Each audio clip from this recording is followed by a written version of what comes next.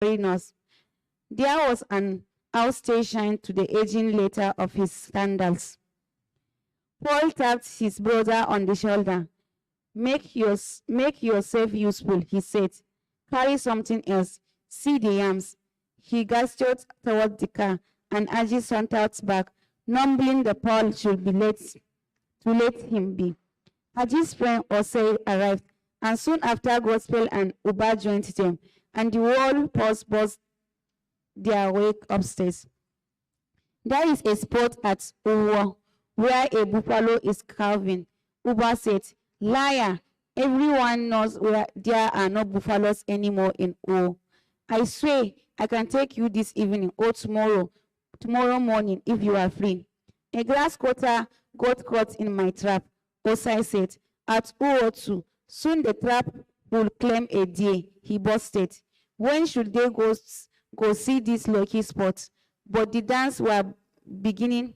They needed to cut off raffia to get the skirts for the outfits. Tomorrow, if the weather holds. Whether the weather holds or not, Oba insisted. We have to cut the raffia. Latest tomorrow. It's important. Their voices and the noise of their footsteps bounced about, echoing as if the staircase were an empty house. Bendik sat on the buffed armchair in his parlor. His chest hair was a mesh of grain, and the low man of his belly heaved gently.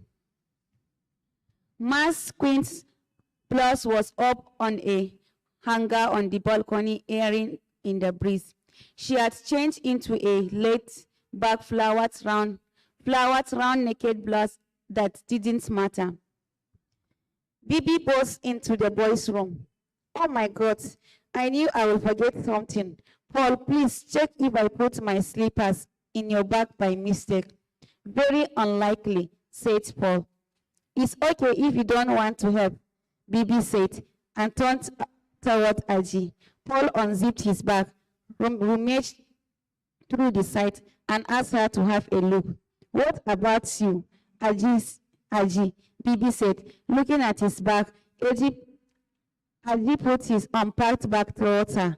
She looked down at it for a second, then pulled out some clothes from the bag, felt inside hurriedly, and decided she may have actually left the slippers at home in Port Harcourt. She turned and walked out of the room without saying a word. They overheard her lament to Ma, who said something back to her in a low voice. Akabuka Market, Bibi wailed.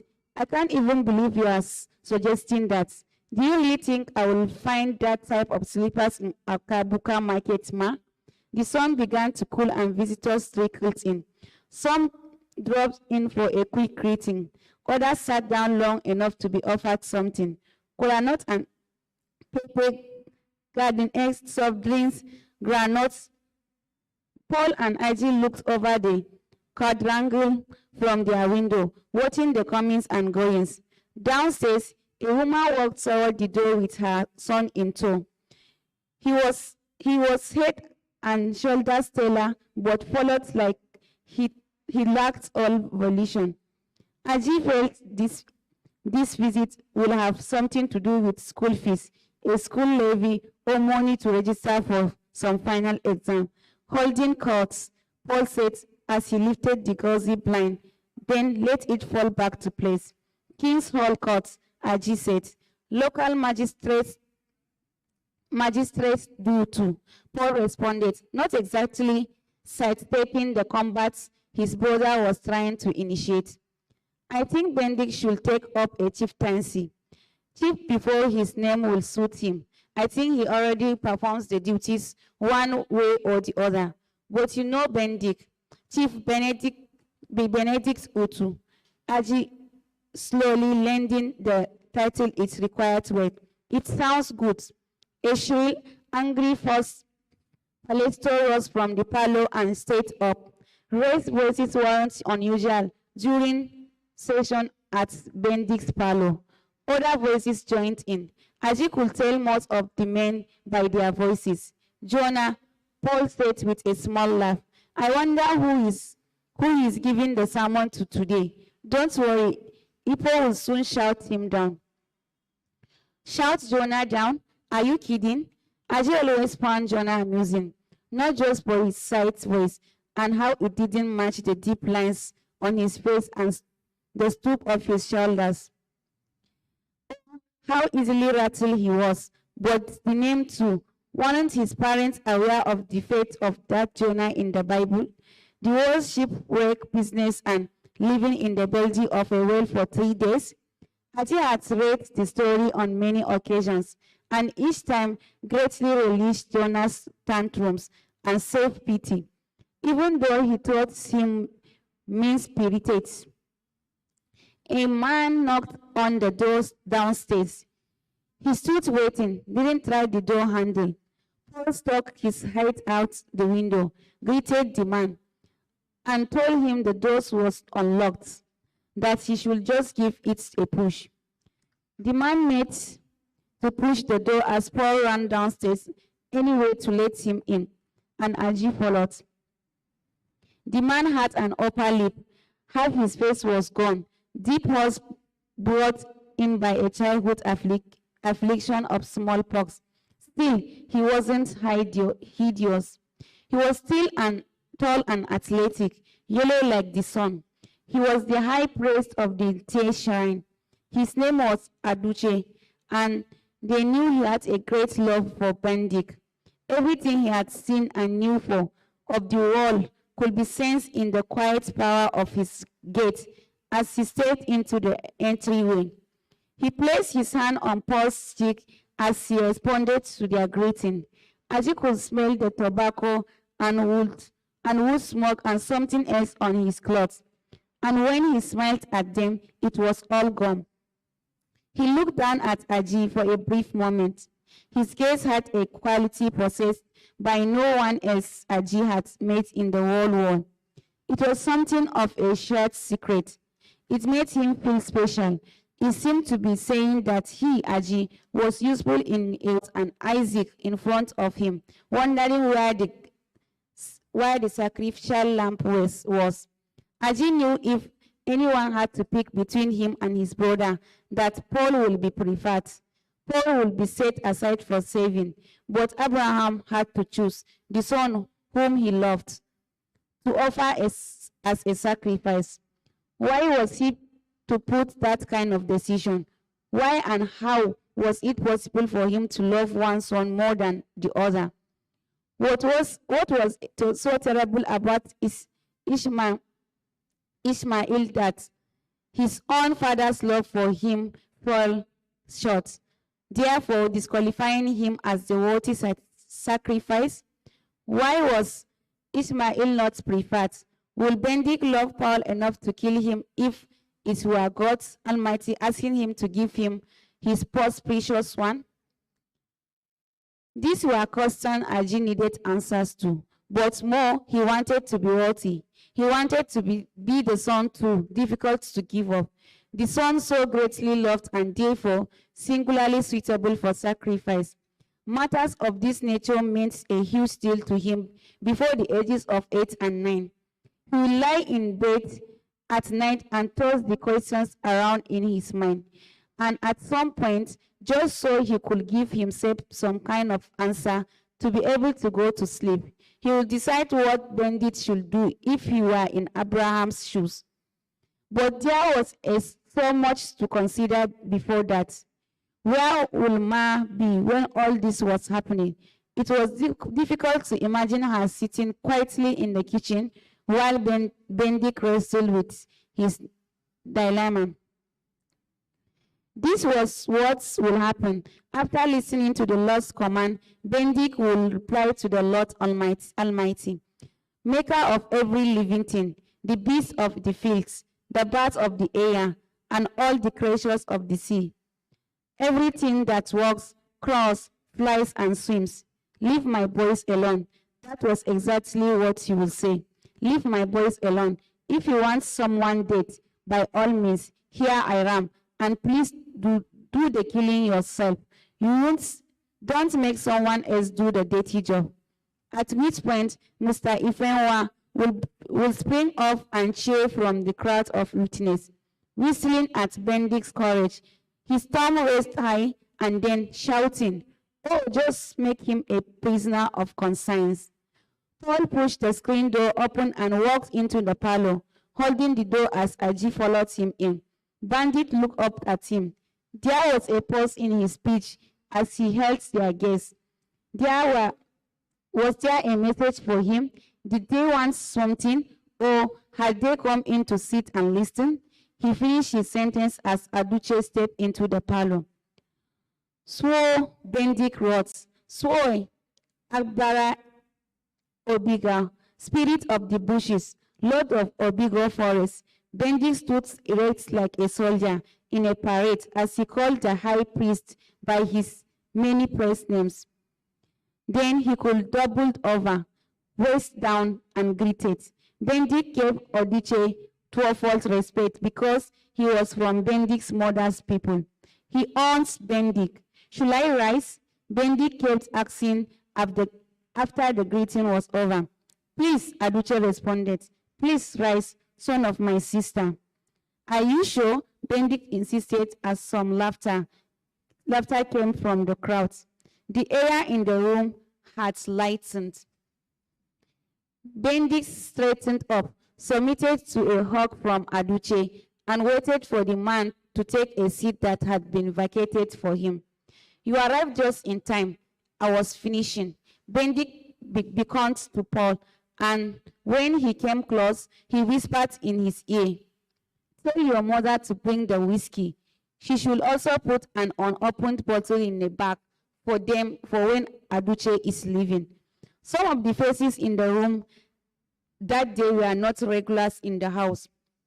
Some weren't particularly close friends of Bendick, although with the way things were in Ogiba, if someone wasn't your friend, it was very likely he was your brother.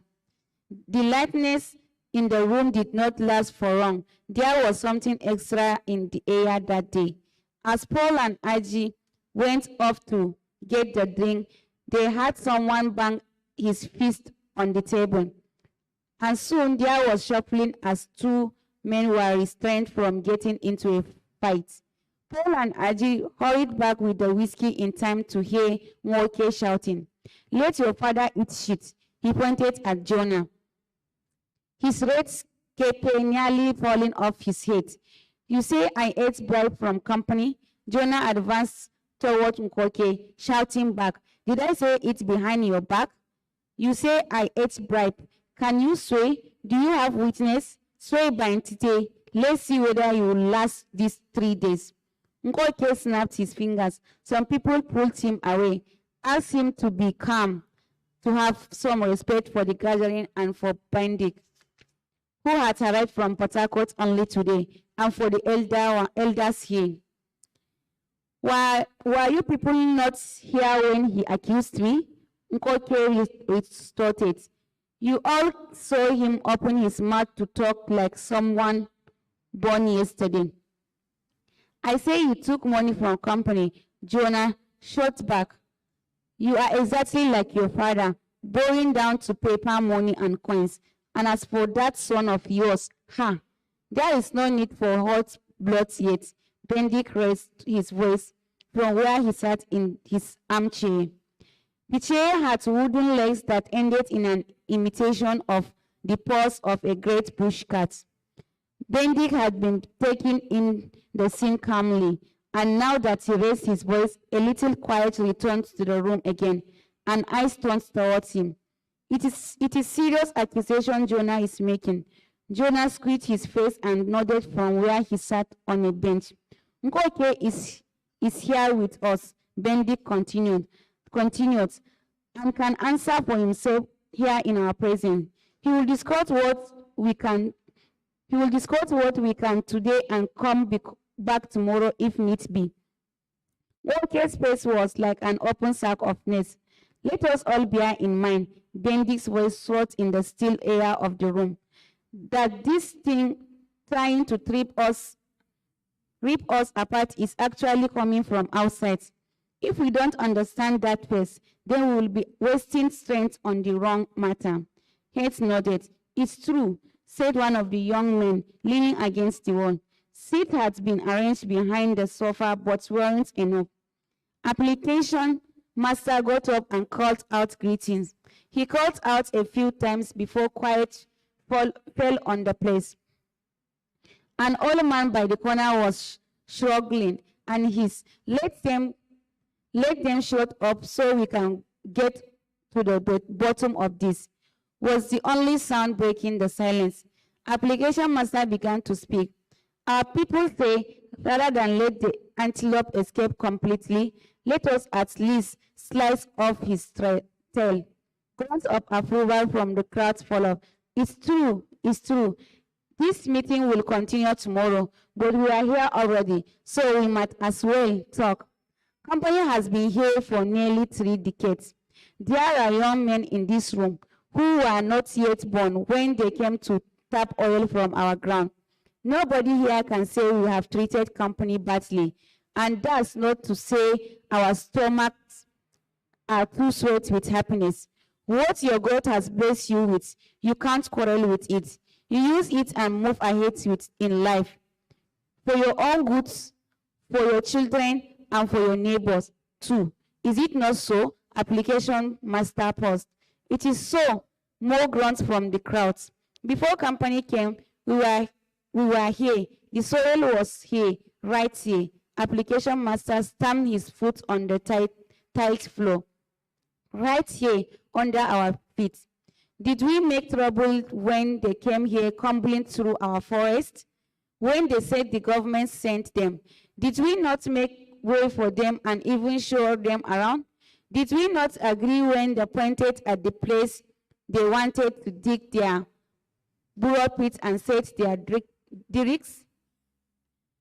When their works destroy our farms, when they cut through people's houses to build their pipelines, did we fight them or seize their workers so that their work could not go on? Did we not accept the money that they paid for damages? Everyone here knows what happened in 71.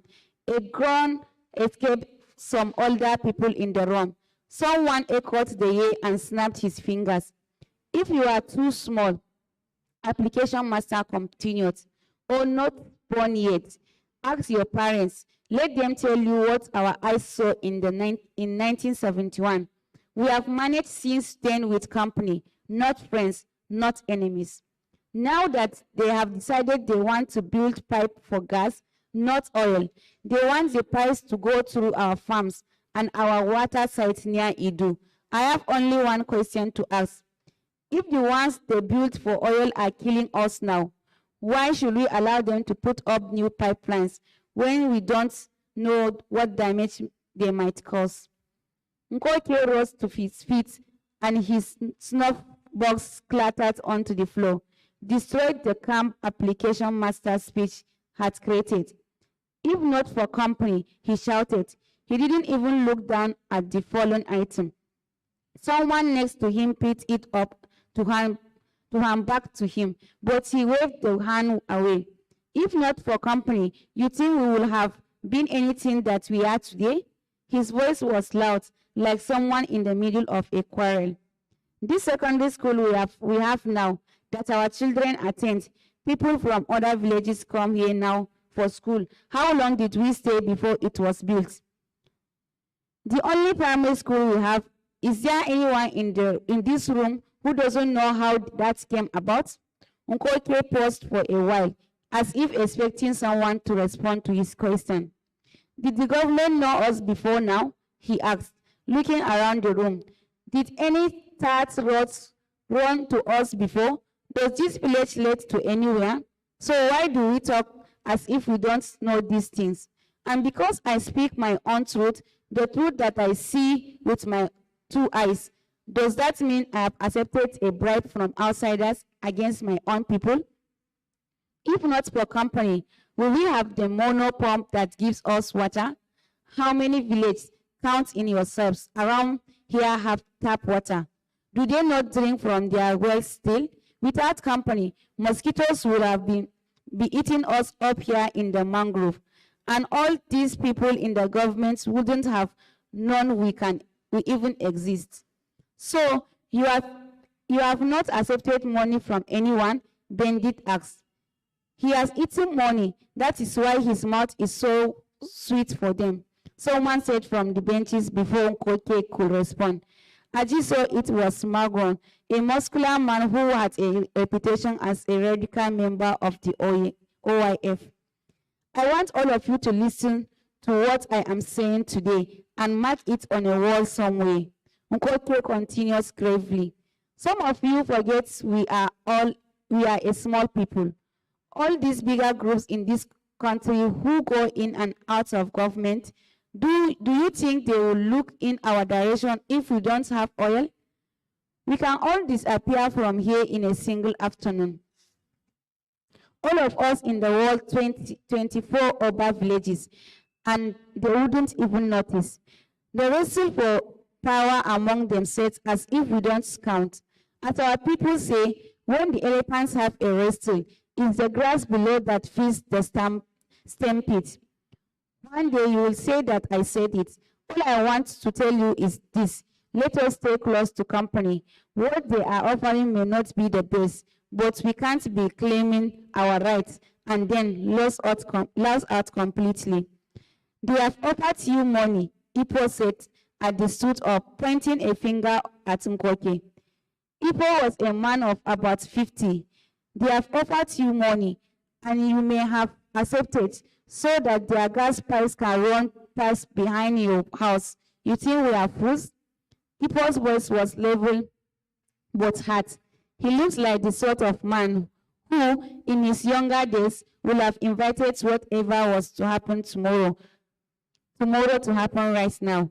I won't blame you if you want to accept, or if you have accepted, but at least have the decency to keep your mouth shut when you speak.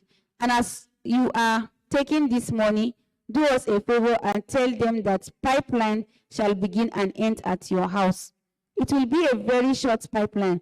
I don't know if anyone else here has grown soft enough in the head to join you. And if gas fire burns, it is your family who will be consumed, since you have decided to go deaf in both ears. So that is what you wish for me. Nkoke's voice came back wounded. That my family be destroyed. All of you sit down here and listen to what this man wishes on his brother. You will be the one wishing it on yourself, Ipon retorted. The meeting stayed until Paul and Aji got boats and went downstairs to meet the other children at the usual place by the water tank stand, over which the house had thrown a huge shade.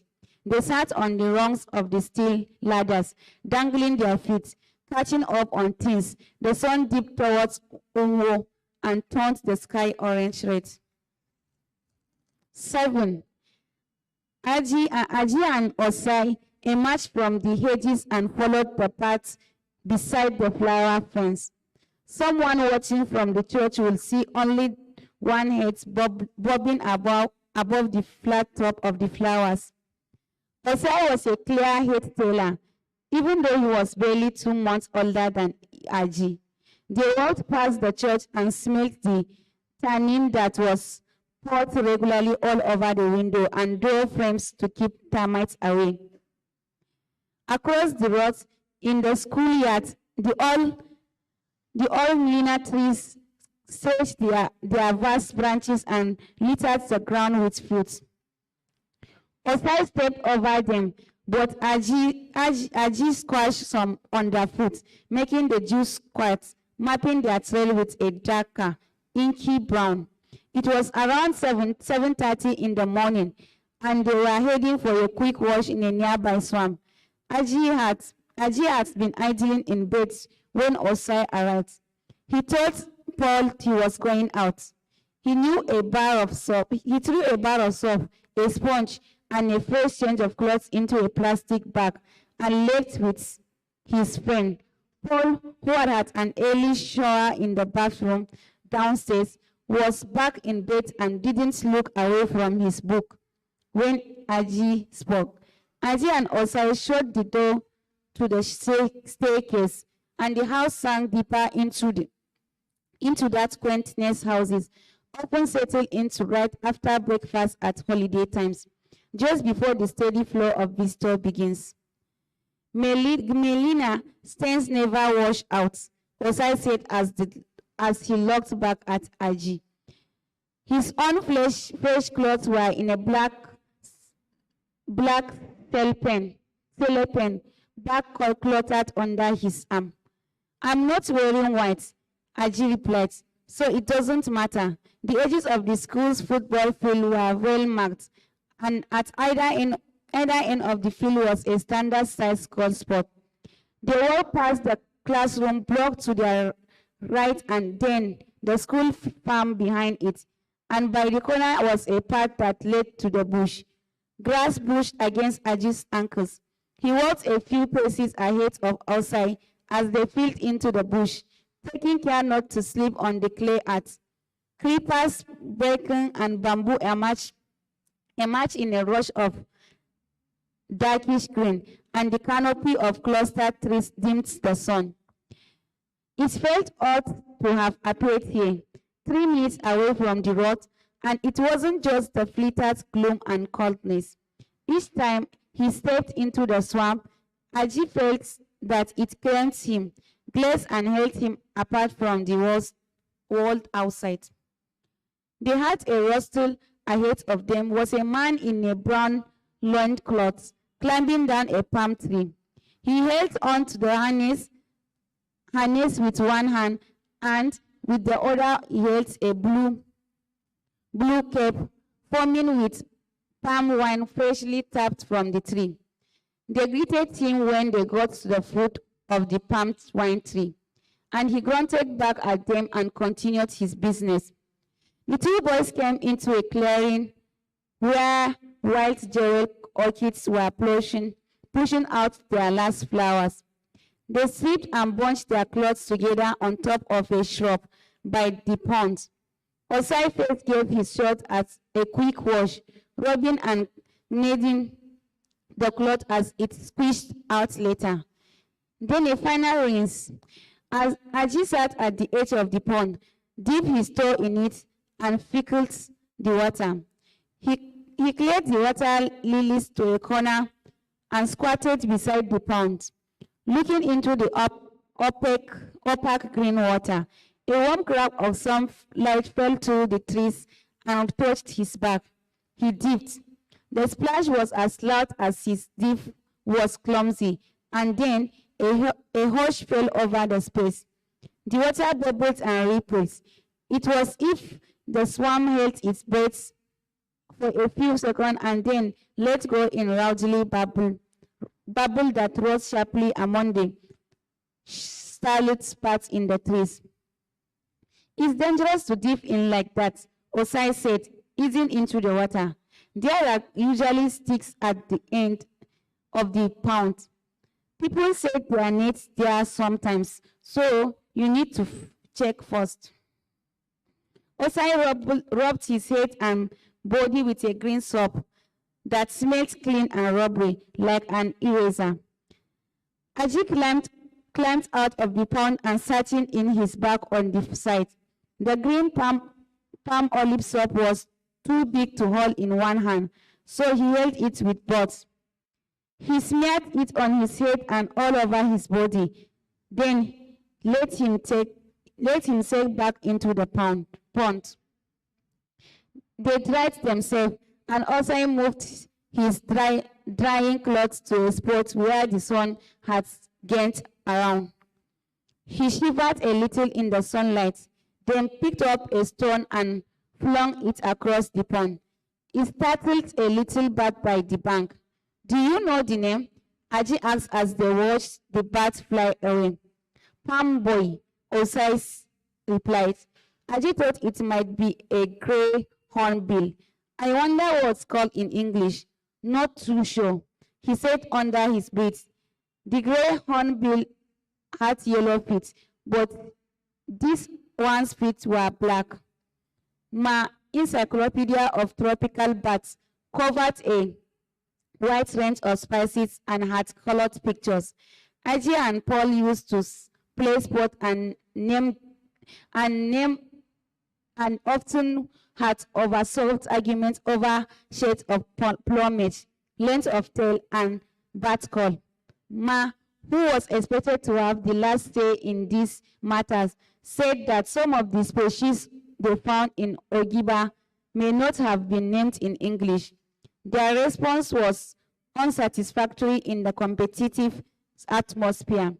The rainforest, Ma will continue importantly, supports the highest diversity of all living organisms the world over. She will transform into the school mistress before her classroom, a biology teacher dressed in calf-length jogger skirt and chiffon blouse, with a chalk in one hand and an efficient duster in the other. Ahead, on top of a rotting palm trunk, a squirrel in its perfect camouflage skirt stretched out, calm disregarding. Aji picked up a stone and aimed. The head is mine if you hit. I would have knocked its dead first. The head is mine if you hit, like I said. Osai waited for the shot, and you will need a bigger stone if you intend to harm it all. A siren went up that startled both Aji and the squirrel. Oh no, Aji shouted. It's 10 o'clock, Osai said. Where is it coming from? Aji asked. Osai felt the cloth to see if they were dry. The khaki shorts had a starched stiffness to them. He folded the washed cloth into the cell pen bag, hopped into the fresh shorts he had brought along, put his shirt on, and left the button undone. Base camp, he replied. When did they start blowing this siren? I don't think I had it when we came last day. Not sure when it started, but it's every Tuesday morning now, by 10. My father said it's a signal for the engineers to raise their drilling machines. Really? Aji said. I will ask Bendit when we get home. He will know better, Osai said. My father is just a night watchman at the location. That doesn't mean he can't know why, Aji said softly. I just want to hear what Bendix will say. They came out of the bush and the sun bore down on them as they walked toward the school. The sun had baked everything it will reach, and the ground ahead of them shifted like steaming flute. I'm sure by now they will be looking for us. They won't be. It's our holiday, and I can go anywhere I want, Aji said. He wasn't some soft city boy who couldn't be away for a minute without being missed. Okay then, we will follow you. Will you follow me to my house so I can check something for my mother? Okay, I'll come back with you to your house. Okay. Loud voices were already coming from Bandik's parlor as Aji and Osai came up the stairs. Aji knew the parlor would be packed full of people. Bicycles were parked beside the door downstairs, and they both went upstairs and Aji opened the door a bit, put his face through the screen door and scanned the crowd of men sitting. Paul was with the young man who stood at the back. His bright blue t-shirt stood out among the tired old ones the others swore. Still, standing there with his face set and attentive, he was very much part of the group. When Aji asked Paul later that evening what the meeting was about, Paul explained. Company wants to give Ogiba 1 million Naira for the New Yam Festival celebration. Aji was in the bed listening to Paul, who was in his own bed across the room. They want to build gas pipelines too, and some people's farms and houses will be affected. They want to pay compensation.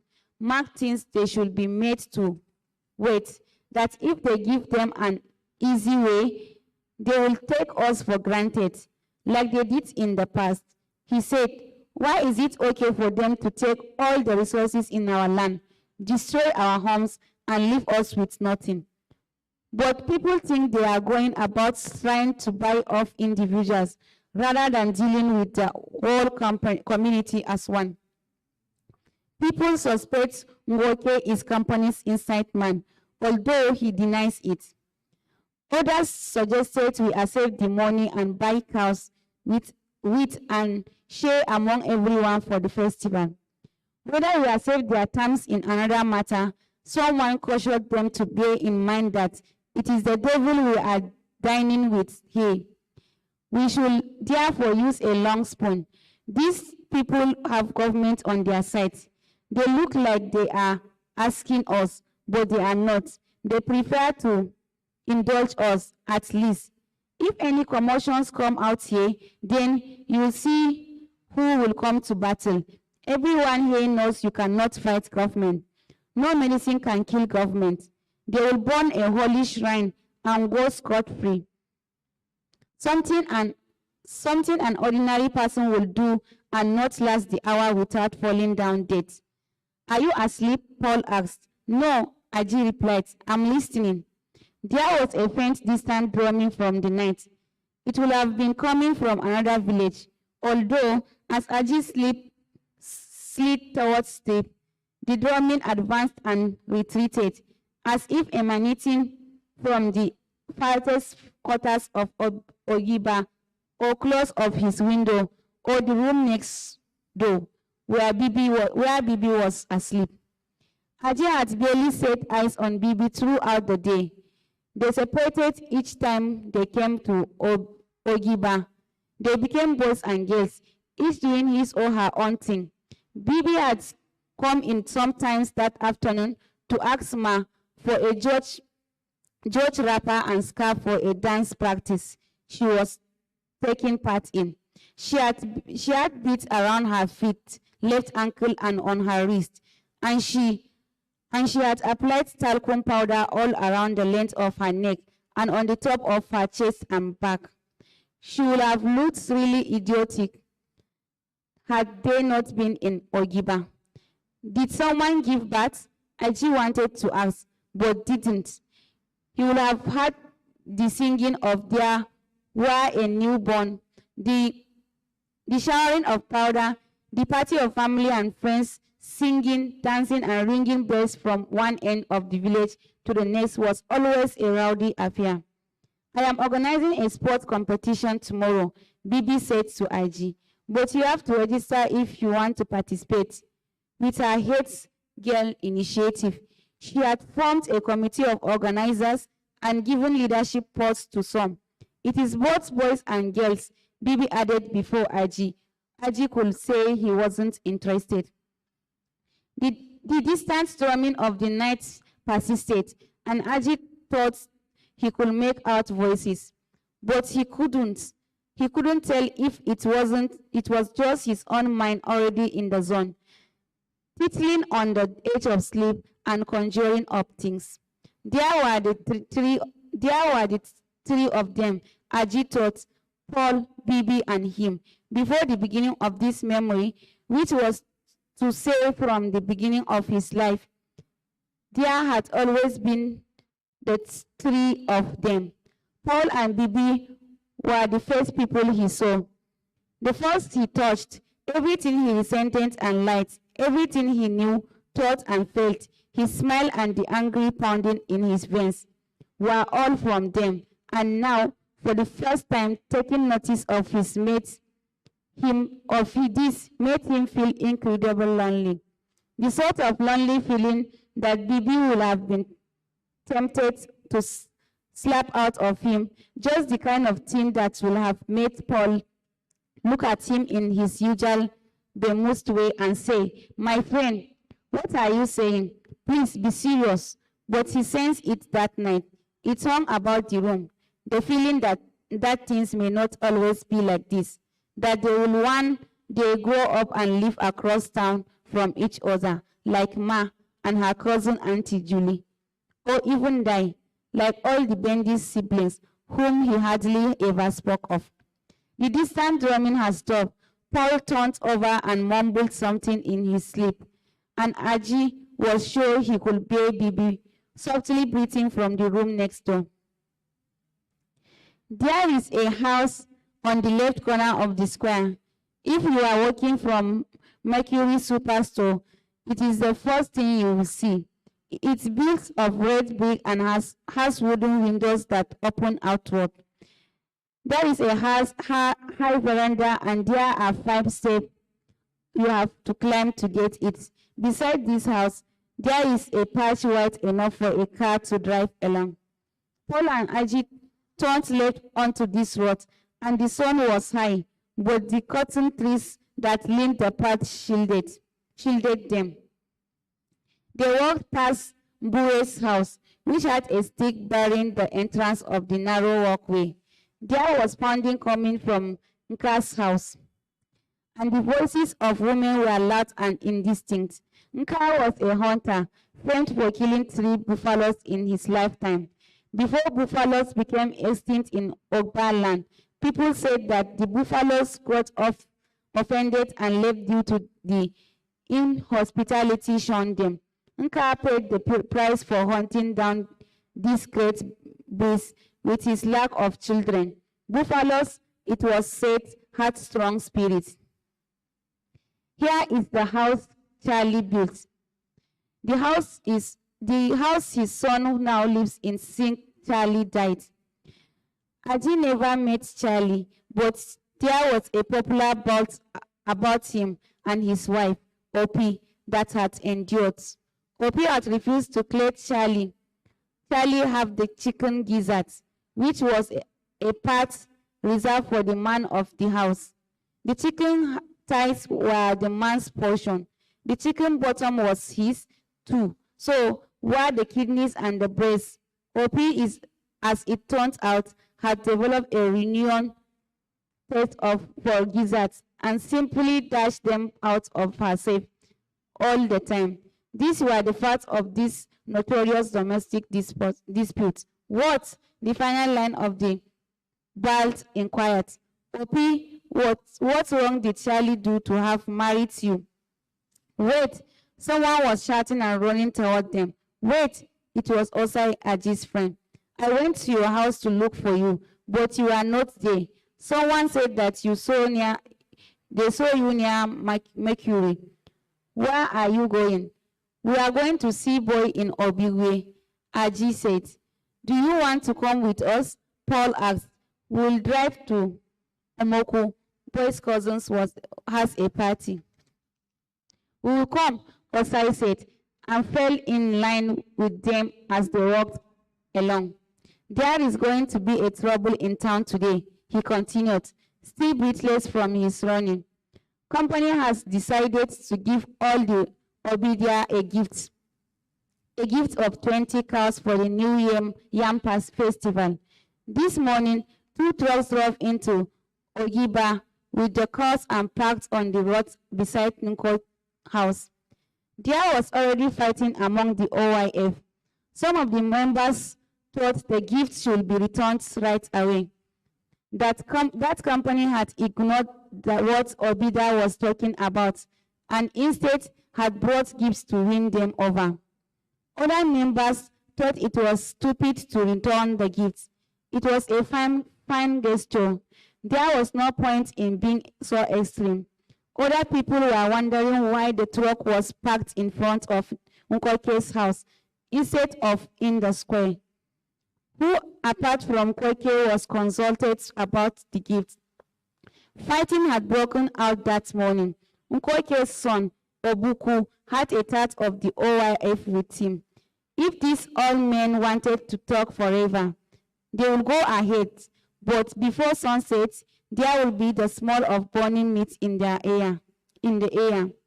Osai had given them a detailed account of the morning skirmish when they finally hit Uwo.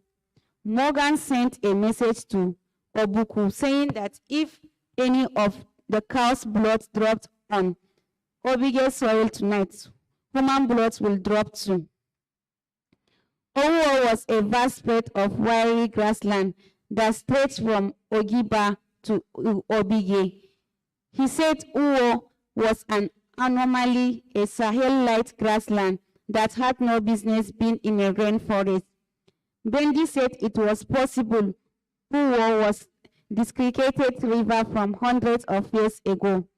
It still flooded often, and the soil was an ashy clay that didn't support much farming.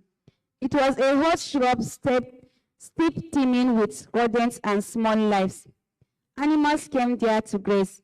It was there, by that tree, that Nka crouched in wait all night for a herd of buffaloes. Buffaloes he had been tracking for weeks. Each time Nka cut down a buffalo, the whole village came out to celebrate his kill. A medicine man will be sent from an APA village because APA people, it was believed, had strange and powerful medicines. As the buffalo was being flayed, torn apart, and disemboweled, the medicine man will take Nka at a horse to prepare his body against the attack of the buffaloes. That same night, Nka will be escorted straight to his mother's people. Late in the deep dark, buffalo cries will be heard. A herd of them will gather at Nka's door and weep all night. Why had he taken their brothers? Why had he taken their mother? And if Nka had a pregnant wife at the time, the next very morning, she will see blood. After he killed his third buffalo in 82, his mother begged him to leave the creatures alone. She wanted to have a grandchild from him before going to her grave. They reached boy's house and went in through the back door. Paul looked at his watch and said it was 1:30 and that they were just in time. Boy was already dressed. Look at my Port Harcourt boys, he shouted when he saw his visitors. Look at my boys from Port Harcourt. He shook hands with Paul and asked how he was doing. Some children sitting on grounds stopped their play to watch the new arrivals. Boy was about 18 but always treated Paul like his mate. He liked to take them places whenever they came to the village. He will brag about them to friends. His first and only time in Port Harcourt, he had came with his mother to spend the weekend with the Utus at 11 Yakubu. Boy's mother had brought them a bunch of plantains, granules, and palm kernels at gifts, and Bendik and Ma had said to her, "Oh, why do you worry yourself much?" So had spent the weekend learning to play Nintendo games with Paul. When Bendik took them to Chandrais and asked them to pick whatever they wanted, Boy didn't know what to pick. He didn't know if he wanted anything. Later, he told Paul and Ajit that Chandrais was like abroad, and was it the American man at the encounter who owns the shop? Paul told him Jason wasn't the owner of Chandrais, although someone in his family was, and that they were from India, not America. The party in Omuko wasn't really happening, at least not yet. It was only 3 in the afternoon, and there was music coming from the room, but let them too. It was dark inside, and Aji had a squint to see the 2 people who were sitting on the beds. The stereo speakers were set on the floor, and Aji could feel the vibration coming from the thumping of the music. Boy shook hands with 2 boys sitting on the bed and told them these were his cousins. One boy stood up lazily and said, "Welcome to them." He left the bedroom and returned with 4 drinks, which he dropped on the floor beside them and nodded at Paul. He left the room again for a long time. He ushered in 2 girls. When he came back, "Have a seat," he said to them, and they sat down awkwardly on the bedside. Later, Aji had Boy saying to the girls that Paul had come from Port Harcourt. One of the girls wore a blue cotton blouse with a red rose drawn over her bosom. She had a print wrapper around her wrist and wore rubber slippers. Her face was white with talcum powder, and she looked like she would rather not be in the room. Her friend was chatting with boy's friend. Chaka, Demus, and Pliers came through the speaker, chanting, "Water, bam, bam." The girls spoke quietly among themselves and then stood up and began to dance. They held each other's hand and moved to the beats. Boy went to the door and beckoned to Aji. When Aji stood up, Boy beckoned to Osai too, and they both followed him out of the room. It was already dark when they got back to Ogiba. The air was thick and muggy and filled with the smell of roasted meat. While approaching from Uwo, Obida was drenched in a shifting highlight that gave it to feel at an abundant village. A place ruined, sacked, and set ablaze by army from far away, cutting away treasures, leaving behind the dead and the dying, and some livestock to roam the empty streets. Aji heard the sound of pounding as they neared Moe's house. There were a few bright stars and a quarter room in the sky. Palm trees in the far distance stood away from each other and beyond, beside base cap. The rushing red flames of flaring gas lit the sky. Bibi was downstairs by the tank with her friends.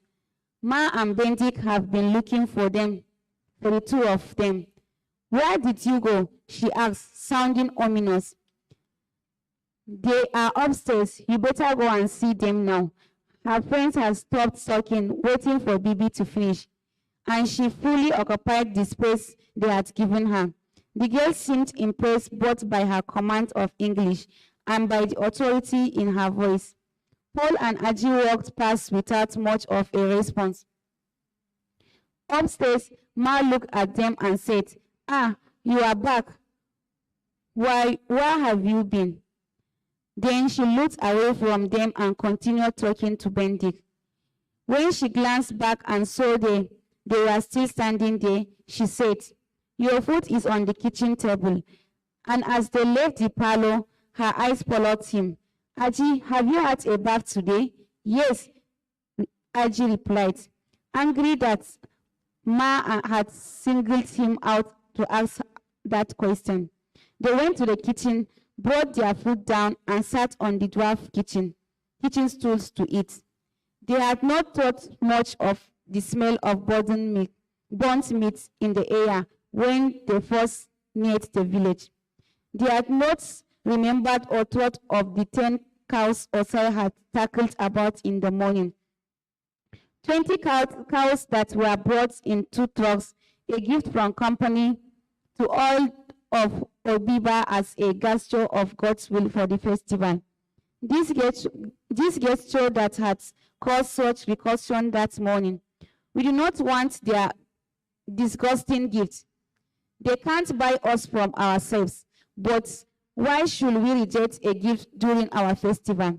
Morgan threw Nkoke on the ground, and Nkoke's son ran in for a machete and had to be restrained, and the warning cry, "Ochu, Ochu, murder," ripped the air. Paul and Aji did not know the details of how and why the uproar was calmed. How it came to be that the cows were killed and shared among all the families in the village. If any portion was set aside for Bendik, it did not get into his house. It did not boil in mass pots. Paul and Aji finished their food and went to their room and then fell asleep almost immediately until Osai came to wake them up when it's time for Nidrondere. The bath on Carl's house was narrow and crowded by trees. Paul carried a flashlight so could see where they were stepping. They walked in single file, Paul in front with the flashlight, Aji in the middle, and Osai behind. Carl was now the oldest man from their Onumbo, so it was his duty to do the narration at night. For Paul and Aji, this will be be their first time to hear them tell the stories. They had enjoyed now Opos told the story of their ancestors' arrival at Oboland. Although the story was the same, each time it sounded different from Opos's mouth, but he had recently died under the knife of a surgeon while having his appendix removed at the General Hospital in Omokum. By the time Paul, Adi, and Osai arrived in Nka's front room, there was hardly any space left for them to sit. There was some shuffling about before Adi and Osai found a place on the floor to crouch, and Paul stood leaning on the wall beside them. The boy sitting in front of Adi smelled of palm kernel oil. He soon fell asleep and his head began to tilt slowly backwards, and each time, just when Adi thought to slap him awake, the boy caught himself with a quick jerk of his toiling head and then looked around, ready to refute anyone who accused him of dozing off. There was a stir where Nka walked into the room. There was hardly enough passage for him to get to his seat, and the movement of people making space for him upset the seating arrangement to the floor. This worked in some people's favor. Ati tapped Paul on the leg and motioned for him to sit in the floor beside him. Ka cleared his throat and immediately began a call and response song. Ati was so become in with two of her friends. She looked around, her eyes searching, and then she walked toward the left of the room, where some of her friends who had arrived earlier had kept a place for her on a bench. 8. The school gate was made of wrought iron, freshly painted green. New black walls in progress to place the bright wired fencing. Students in checked red uniforms dotted with side roads and parking lots. Ma sat alone in the back of the car as it approached the barrier. Marcus went down the window to talk to the security men at the gate. He was dressed in a navy blue polyester uniform and held a stick in his hand. The man looked into the car, nodded at Ma, and then waved them on. Visiting day regulations required that students remain in their dorms, carrying on as normal until their parents arrived, at which point a staff member on duty at the gate will send for them. But it was nearly noon, and prefects ignored their duty. Rules slackened, and loitering became the order of the day. Those who were hopeful their parents will visit sneaked about, scanning the gate for cars that looked like their parents. Some attached themselves to friends whose parents had already arrived, heading down together to be more introduced as seatmates, bunkmates, dormmates, new best friends, eager for a taste of some home cooking. Paul sat with his friend on a window sill in the senior classroom block with a clear view of the gate when he saw the Peugeot 504 come through the gate. He didn't check to confirm the plate number. He knew too well that blue metallic sheen of the chassis, the particular glint of the windshield, and on which corners of it his insurance stickers were stamped.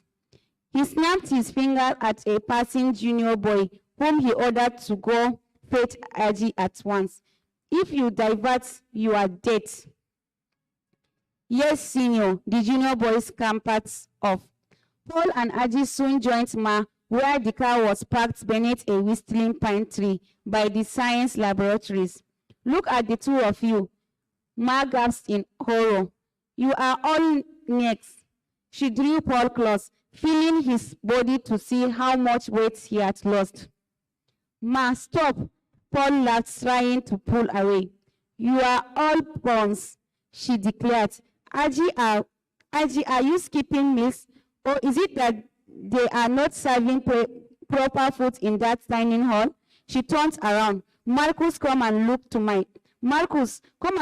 at my children. Oh. Paul and Aji greeted Marcus. Madam, it's growth, Marcus said playfully. They are stretching out. That's why they are thin. This stretching is too much, Ma said, searching her children's face and bodies with her eyes. Let this school not kill my children for me, please. They threw open all 4 doors of the car to allow for a good supply of breeze. It was the 2nd week in February, and here in the hilly lands of the east, the receding harmattan season had left the area dry and balmy. The soil was a stony red. The generator house stood at a remove from them, and behind it was a stretch of field that was stopped by the barbed wire fence. From where they sat, they could see the Enugu-Port Harcourt Expressway and the vast cashew planting that stretched far and wide on the other side of the road. Ma served and passed the food to them, leaning into the car from where she stood by the trunk. Spicy fried rice with diced carrots, green peas, chopped liver fried to a crisp, and stewed chicken. Marcus insisted Ma serve him only a small portion so he didn't doze off at the wheel from a heavy stomach. They all dug in. Why did Benedict not come? Paul asked. He probably has a court case in Lagos or something. Aji informed Paul, teeth clenched, eyes squinting as he chewed a piece of chicken thigh. Your father is resting, Ma said. The doctor asked him to take some days off and relax at home. Some days off? Is Benedict sick? Paul asked, looking at Ma. He just needs rest. You know how your father carries on with work, Ma said. Dr. Idomboye said they must slow down a bit, reduce this movement in little. I can't imagine Bandit obeying any instruction like that, Paul said. Aji thought of Benedict lying in bed composedly, face up, hands by his side, not moving or turning, just lying there inert for a whole week and then getting up to go about his business when the time has been served fully. At home or in the hospital, Paul asked. At home, Ma replied, a little reluctant. He stayed in the hospital for 3 days first. He's fine. Don't worry your head.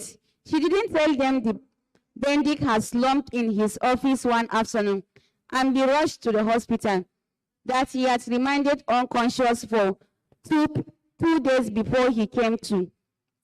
She didn't tell them about the series of tests they had to run, about carrying him back and forth between their home and Braithwaite Memorial, because that was the only hospital in Port Harcourt that was equipped to carry out the test. Then there was the week-long wait for the results. She didn't tell them how she had played, really played, for the first time in a long time, how she had felt she was standing on a precipice, a raging wind at her back, the dark, bottomless unknown before her.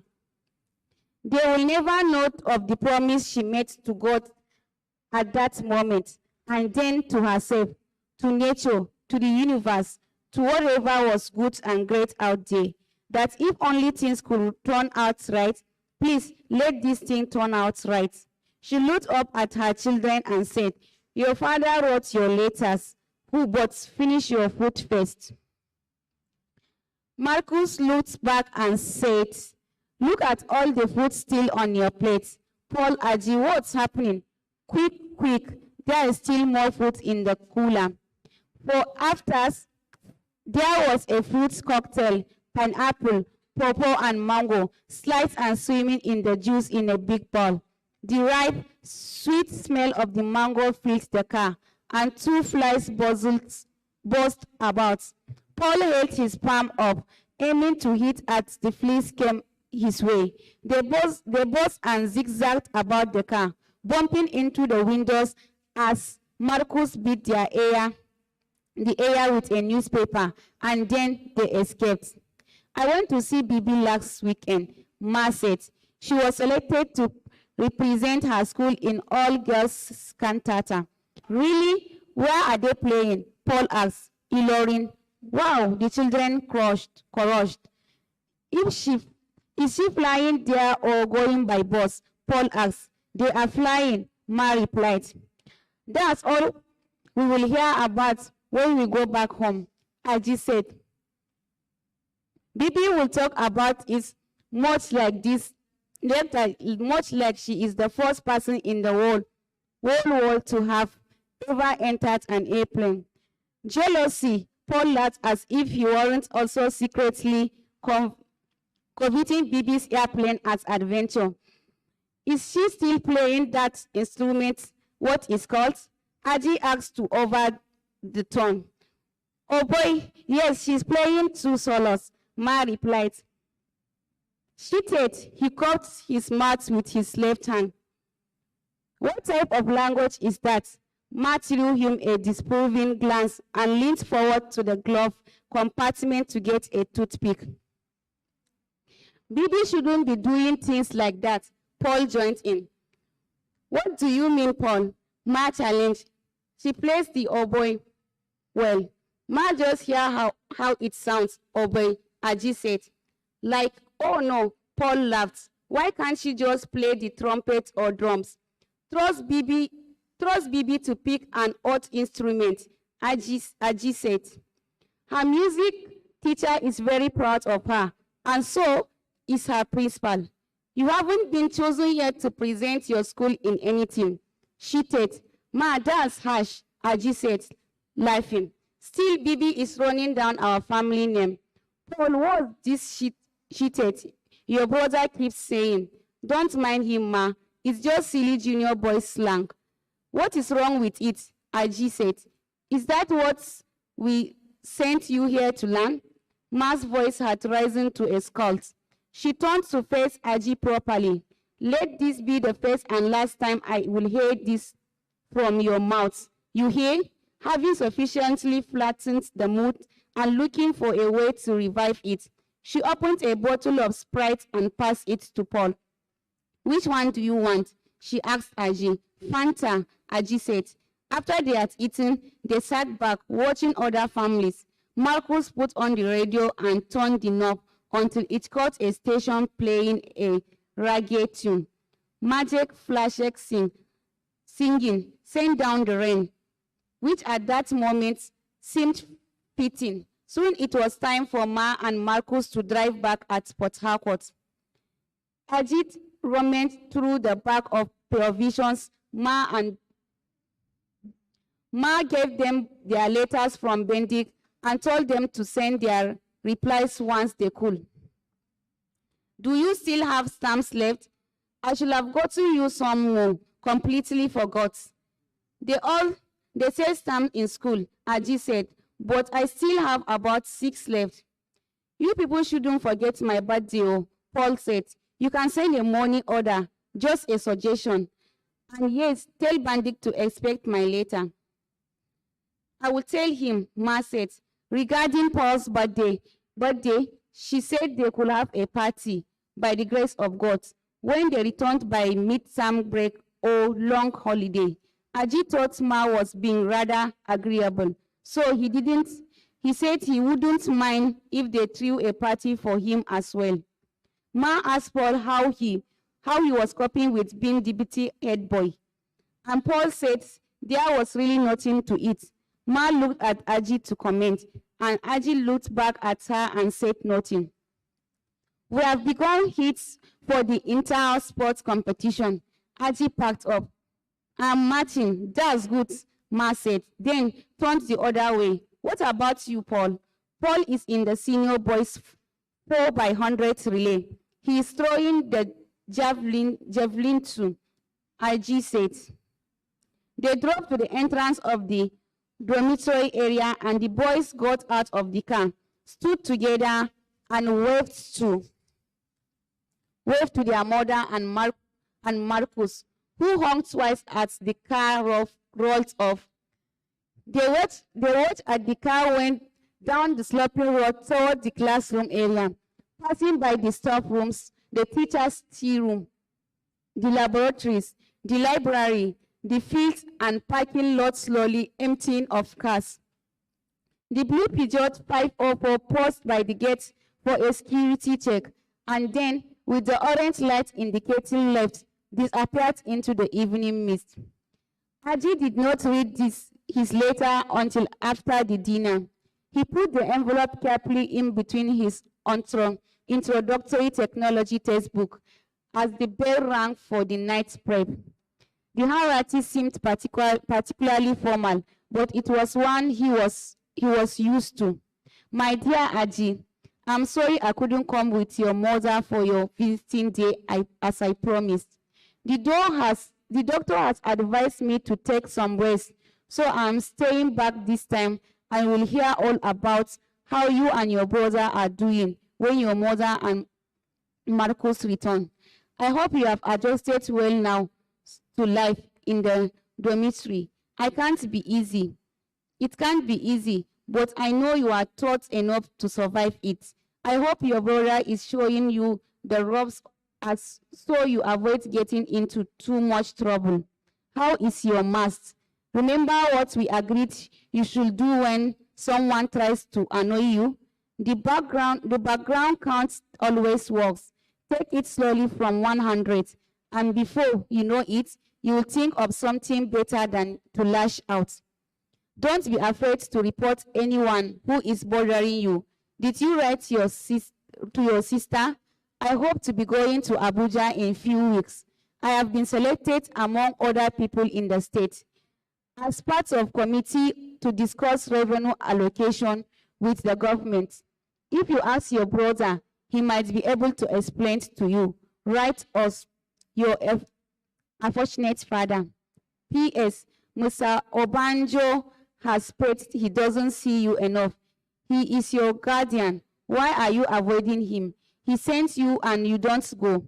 Please report to his office once every week. Fridays preferably. Let him know how you are doing. I will call him. The newspaper selection at the school library did not run any story about Bendy's trip to Abuja and what he said in those meetings. Neither Paul nor Aji stumbled across their father's name while flipping through the papers that they were brought daily to the large reference table in the library. But what didn't it matter? Anyway, the newspaper front pages in the months that followed carried stories about revenue collection, think tanks set up for community development, and governors cutting ribbons for commission projects with much fanfare. In Ogiba, Nkoke's son began preparing to run for local government chairman. He had been a secretary in OYF, and many people suggested he run for a councillorship position in the local government phase, but he refused. He had the backing of his father for the top job. Some people will later say the trouble all began when Nkoke made his son run for office. They said after then that things were never the same in Ogiba. Some said it was all the fault of company, that it began in those early years when they first arrived in their coveralls and jungle boots. Others said the trouble in Ogiba had nothing to do with any of those, but started from when human beings decided to live together in a community. Knowing all the while they were prone to speech betrayers, filled with the desire to conquer each other, yet making no sufficient safeguards against this. Application master declared it was greed, Nkoke's and his son's greed, and that was all. 9. Bibi loved opening letters like all girls. She loved secrets having, hiding and revealing them only in exchange for more dangerous ones. She grew tall in the year after she entered secondary school, and during that holiday, she befriended, for a brief time, a round-faced girl who had turned up on their street, a girl from number 17. She was one of the chief Wokoma's children, but had lived since birth with her mother, who from the start refused to share a roof with Chief Okoma and his other 3 wives. The girl sauntered through the gate on one Friday afternoon, and it was Bendik she met first, sitting on the veranda and taking some fresh air while everyone else was in the parlor. Bibi had received a letter from her best friend that afternoon, and after reading it in the privacy of her room, colonized a big portion of the dining table, where she sat to compose her reply. Paul needed much space on the dining table, too, because his new son, Sonny Wakam, had dealt him some treachery, cutting a few of his favorite cassette tapes. Paul had been bent over all afternoon, undoing the tiny screws on the cassettes, then unwinging the spool of glistening brown tape to locate the several parts. He swatted in the warm air of the parlor, and his frustration mounted. Bibi refused, even after Paul's suggestion, to use the lower center table in sitting area to do her later. So a silent war raged in the dining table as they bore down on their respective tasks with unflinching focus. Aji sat on the sofa opposite Ma and hoped how power will be restored.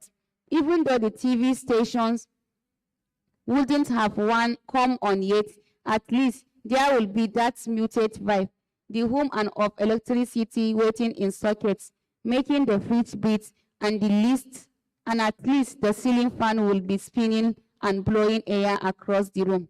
Ma was asleep, her head thrown back as she let out air softly through her parted lips. Good afternoon, sir. The girl's voice came from outside. Bibi continued being busy with her letter writing. Paul was now using a big pen to roll in his metallic chrome cassette. Oh, I see, Bendik was saying to the girl. You are Chief Okomo's daughter? Yes, sir. She was now on the veranda with Bendik. I'm his daughter. My brothers said there is someone in this house I can play with. Yes, Zara, Bendik said. My children are inside, Bibi. He called out, Paul Aji. What's your name? Bendik asked. Wendy, she replied. Wendy. Wandeda, the girl said by way of explanation. But everyone calls me Wendy. Aji stood by the window and watched the girl in her short dungarees and white t-shirt.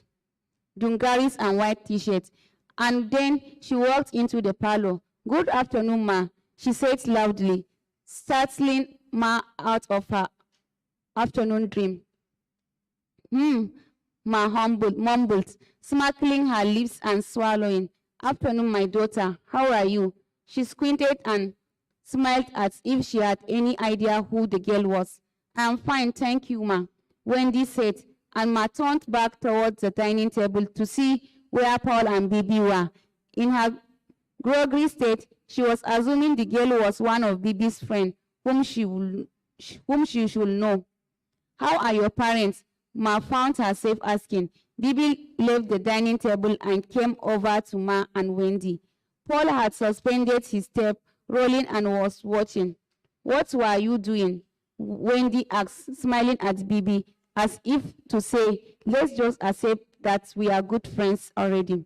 Her eyes were scanning the framed photographs on the wall as she and Bibi walked back to the dining area. My name is Wendy. Aji was watching Paul watch Bibi and Wendy.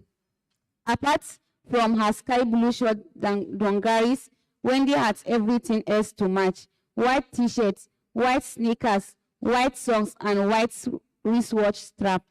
Bibi replied, my name is Bibi. I was just replying to a letter from my friend. She pulled out one of the dining chairs for Wendy, but the two of them just stood behind the chairs for a moment. And right then, Ajit would have loved to call Bibi by her full name. He would have loved to cut out Ido Bibi. In his thickest Oba accent, anything that might mar the sweet face impression Bibi seems to bend on making. He will go on to explain to Wendy, who will be manifestly appalled by such an uncool name. She was born in the first year our house in the village was completed. Her name simply means a place to live. And then it will be left to Ma to raise her voice and say, no home, it means home. But anyway, Bibi beat him to it. My brother Paul, she gestured towards Paul, and then turning to the other way, Aji, my kid's brother.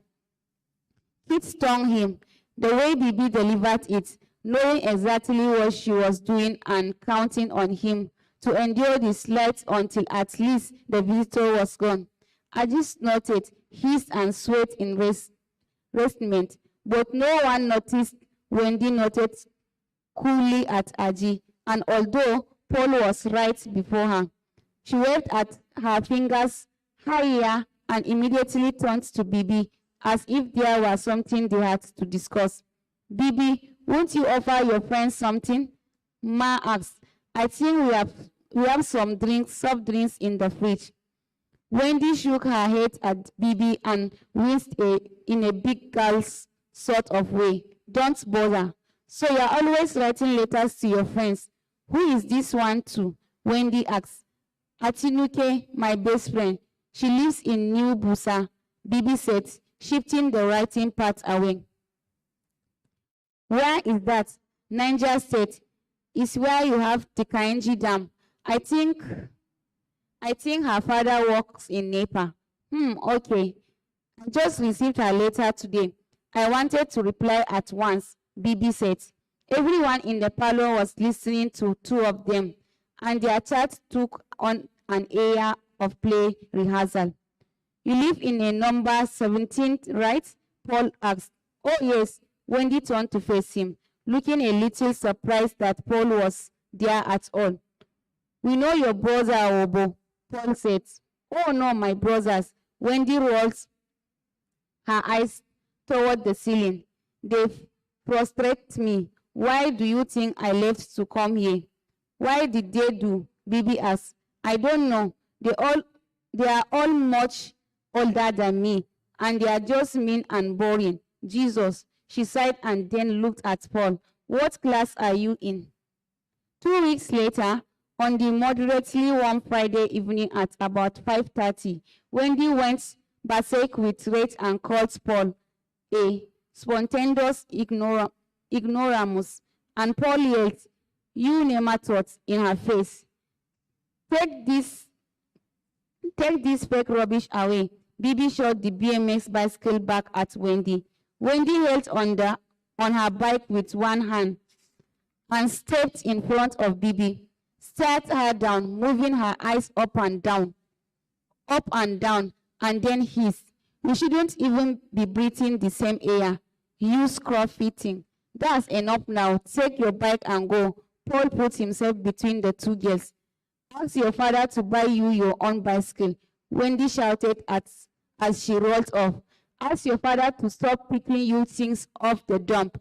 Bibi shot back.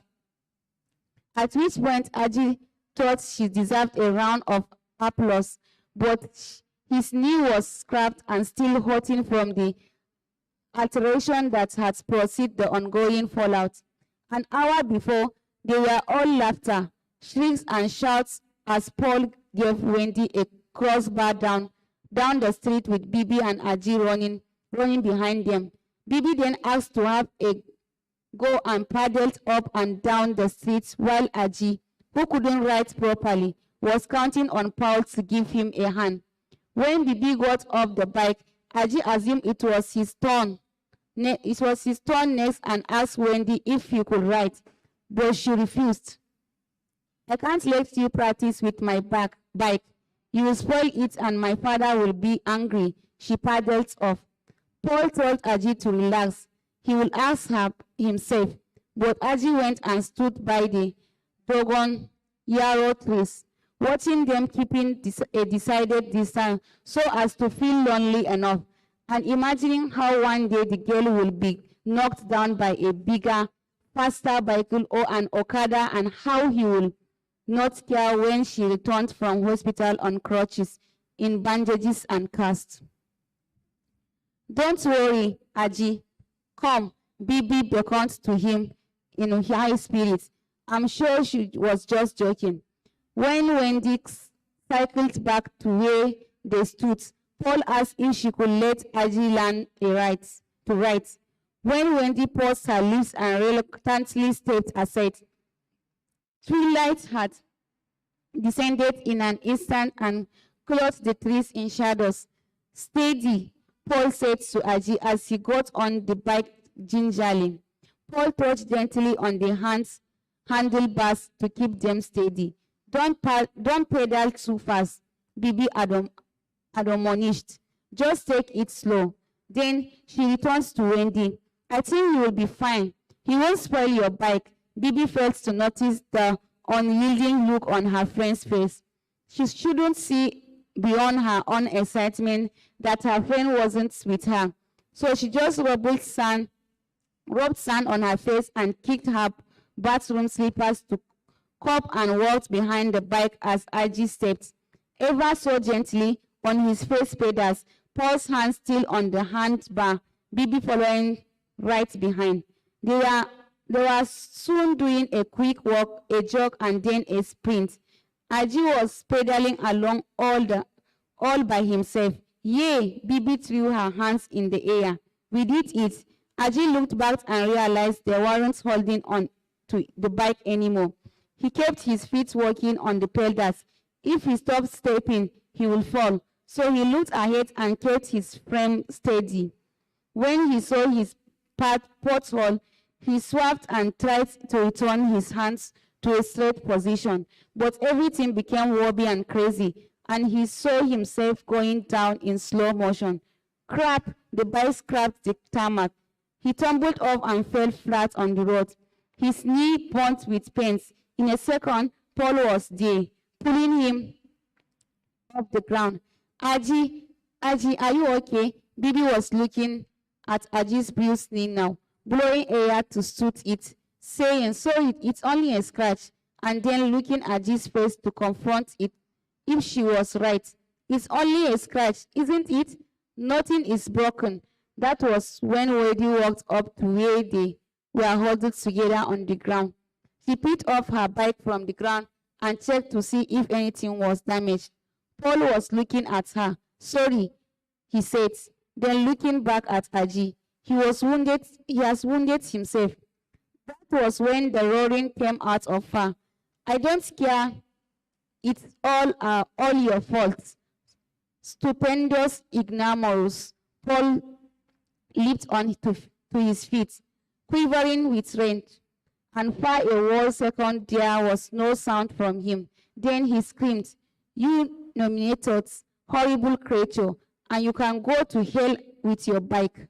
Aji got up and tried his leg out in a few saves, as if taken for damage.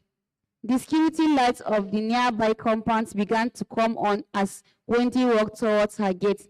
Let's go home. Don't mind her, Paul said. She's a very stupid girl. No wonder her brothers hate her, Bibi added, but Aji couldn't help feeling the heaviness that somehow he had ruined everything. Bibi wrote a letter that night, under candlelight.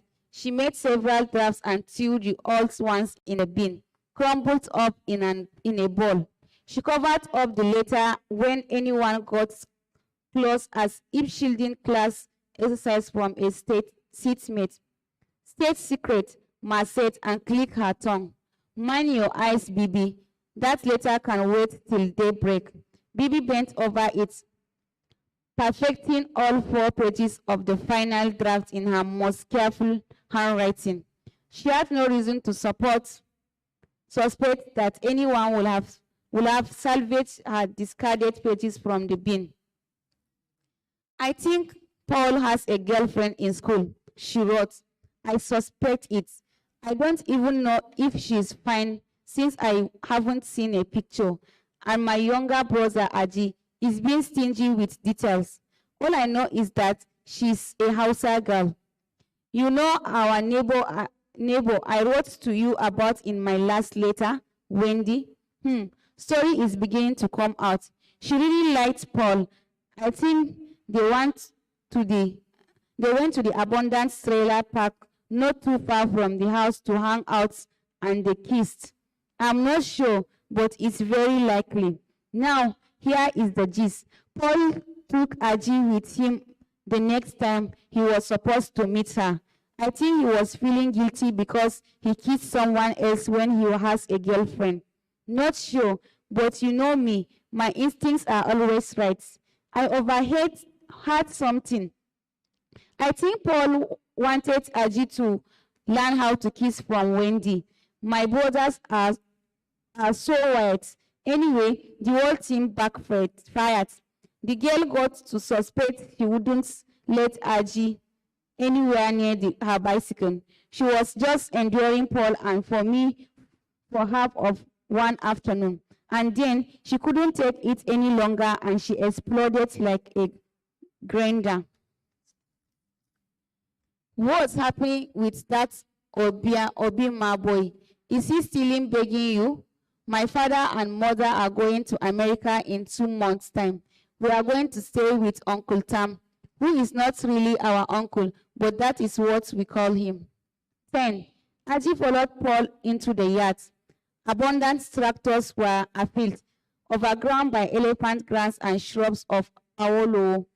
2 or 3 art trailers gathered to us, their flattened tires sinking into the lawn.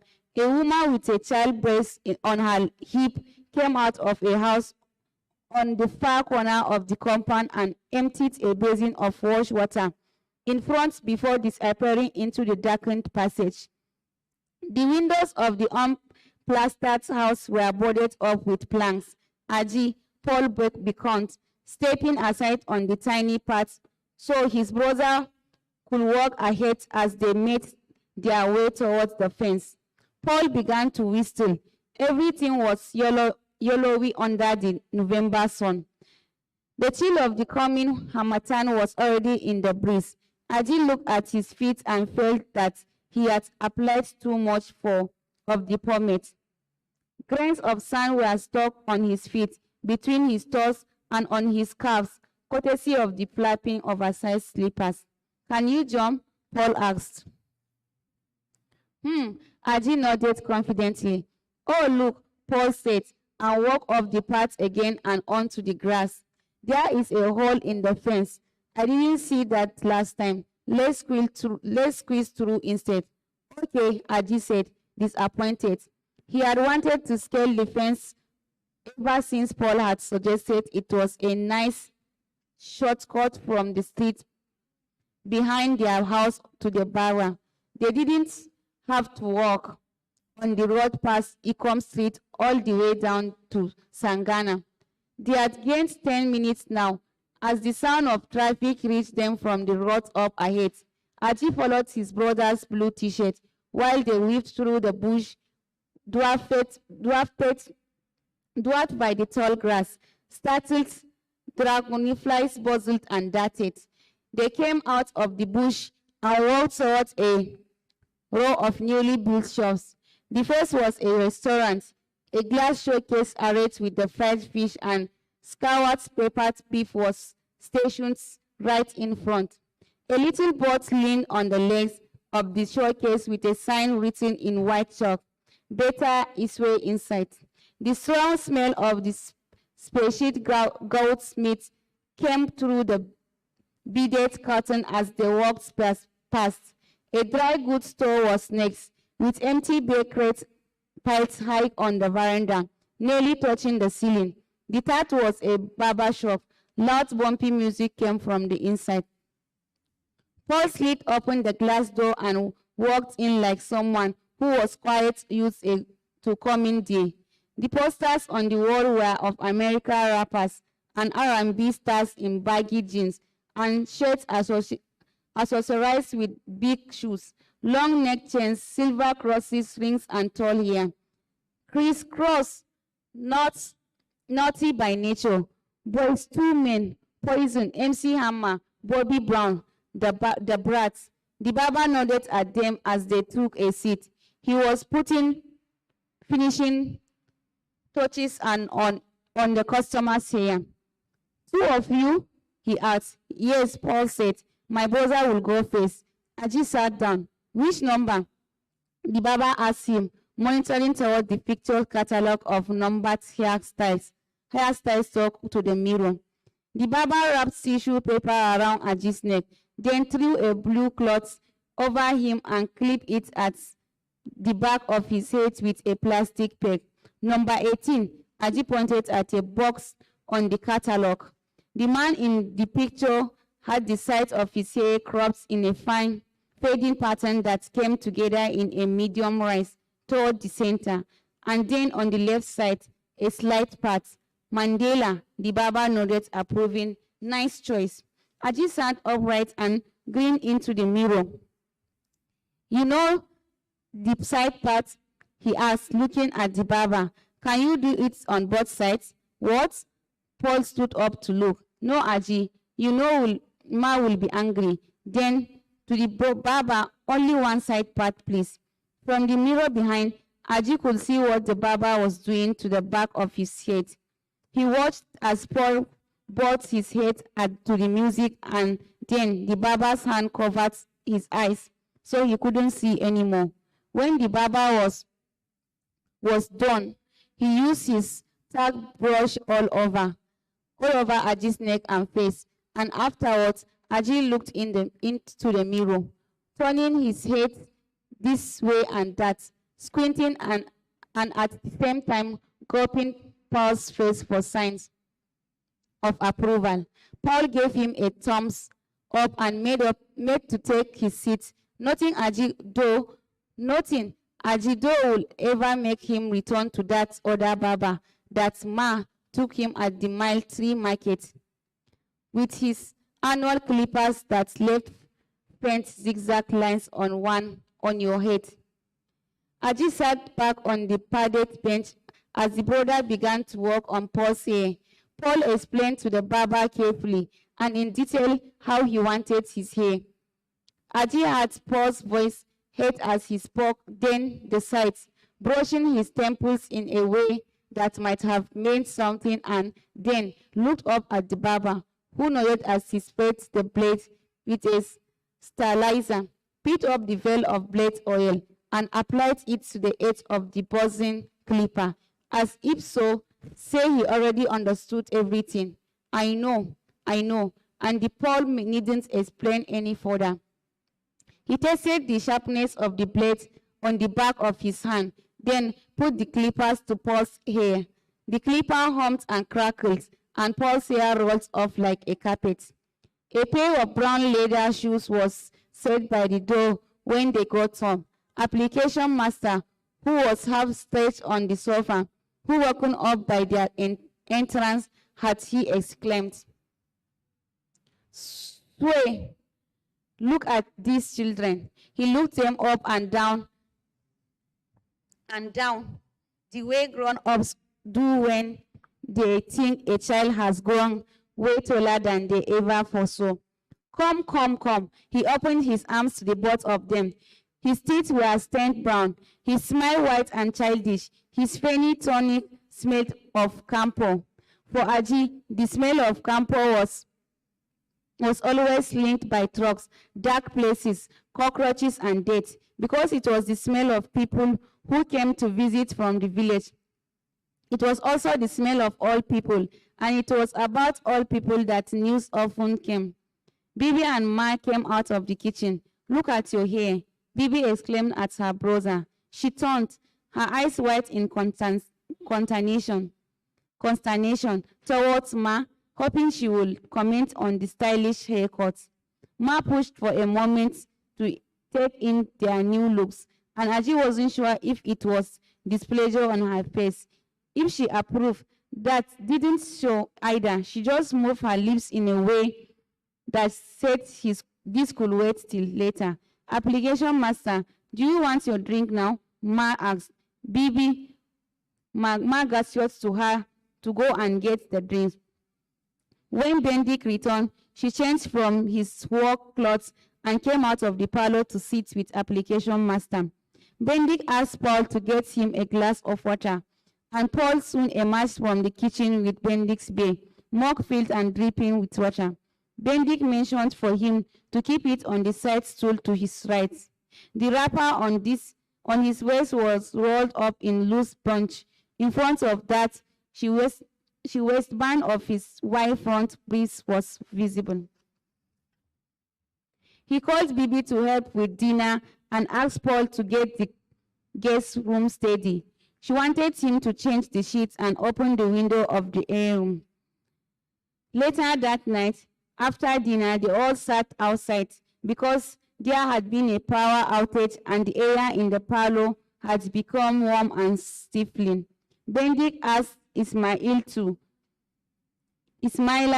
to check how much diesel was left. Maybe you can turn on the generator for an hour so we can watch the 9 o'clock news.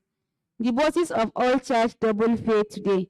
Application master said, from Ogiba to Aoda and from Aoda to Port Harcourt, they charge double the usual fare, as if we used to pay was not already high enough. It is so, Ma said.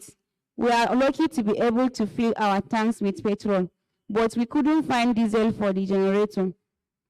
There was speculation that tanker drivers were planning to embark on a strike the following week, so people flooded the gas stations, panic buying and causing a shortage even before the speculated strike. Bendik explained this to application master while the children waited, hoping to catch a hint of the matter that had brought application master from Ogiba. Adi sat on a kitchen stool in the rock cycle, certain the news will trickle out soon enough. Paul took off his shirt and fanned himself with. Bibi had spread out a mat on the ground and was lying on it. It is unheard of, Ma said soon after, and Aju saw the outline of her shoulders shrug in the moonlight. Why should he send the police to arrest you? Oguku has always been to be stupid, and his father, Nkoke, sits back as his son misbehaves like this. Bendik said, someone has to stop him before he goes completely mad. All that company money he is eating has gone to his head. The fact that a fellow citizen can send the police to arrest another person is a different matter altogether. They call Oguku chop I chop these days, application master said. During the campaign for a local government chairman position, this message to the youth was that whatever he got once he was in office would not be for his pockets alone, that he was not the greedy type. Whatever he could collect will surely go around. You chop, I chop will be this modus operandi, not like the old-timers who said wanted to keep everyone away from the pot. I still don't see how that gives him the right to eat the money meant for renovation of the only school we have. It takes a certain originality to call the pitiful job he did and upgrades. He chortled, ultra modern indeed. This petition I wrote that is running him crazy, he has no idea I can do worse than that. If I sit down properly and write a petition against him, application master signed. These young ones think that they can do as they like. He touched his breast pocket, put the pens that he always had clipped on Warrant Day. A band of policemen had come into the village one morning and arrested 4 boys. 4 boys they found sitting by the roads near the empty market stores. They shot them with taser guns first to encourage their cooperation. Then they hit them with batons to make sure.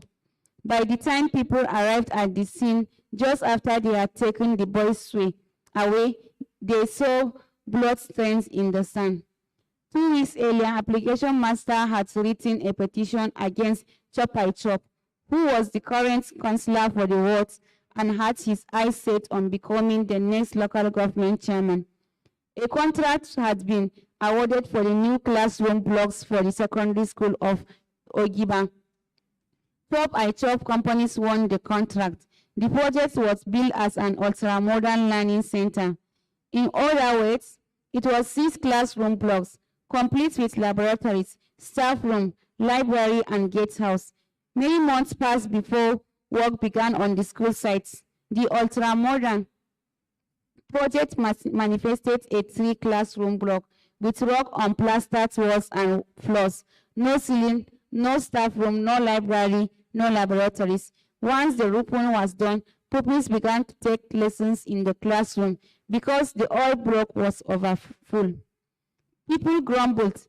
Chop I Chop will have followed the blueprint and built decent classroom blocks and still have made a killing from the contract.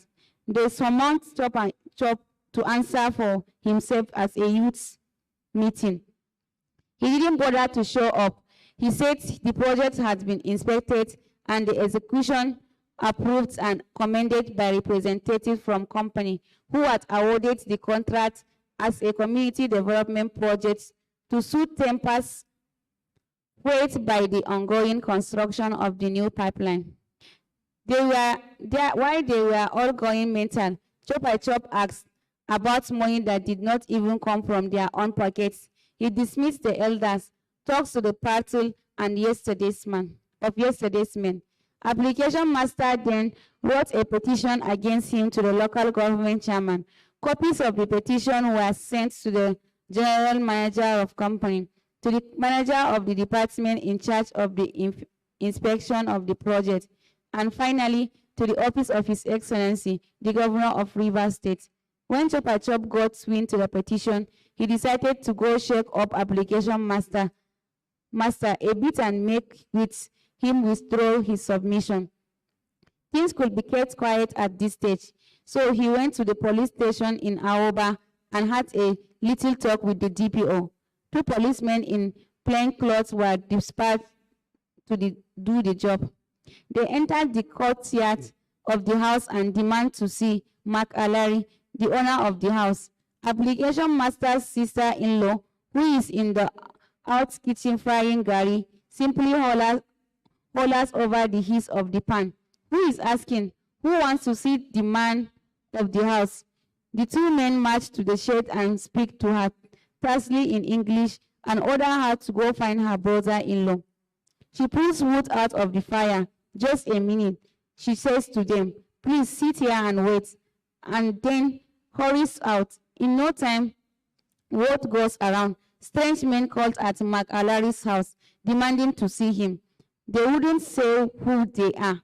Mark is on his way back from Aduche's house when the message gets to him. He is told to keep a low profile until they find out who these men are. What do they want? The young men who have gathered to wonder among themselves. People from out of town come here, demand to see a man without stating their mission. Oh, back in those days when Ogiba was Ogiba, such madness will not last a second. Ogiba youths gather at once and march towards Mark's house. They find the plainclothes policemen sitting on a bench by the kitchen shed and begin to question them. Who are you? What do you want? But the men will not say. So they order the men out of the courtyard. They should detain these men. Who knows what they have come for? They look suspicious. They may be hired killers, but even hired killers should know better than to come into Ogiba like that. A boy pushes one of the policemen. The man pushes back and tells all of them to back off. We are police, the man declares. The crowd raise police, but the excitement in the air isn't about to cool off yet. Show us your ID, they demand. Why did you not say this? In fact, we do not believe you. Your ID cards may be fake. Okay, tell us, policemen, what have you come for? What is your mission? They have come from Mark Alari, they say. They have come to take him to the station for questioning. Questioning for what? What has he done? Who sent you? Show us your arrest warrant. Don't think you want intimidate us. They must think we are uneducated. To arrest a man from his house, you need a warrant. Is that not what the law says? If you are a real policeman, you must know that much at least. You are obstructing the course of justice, the policemen say. You are standing in the way of the law. We will obstruct any obstructable. A boy shouts back at the policeman. It is getting dark now. Someone from the crowd makes a sudden lunge towards one of men.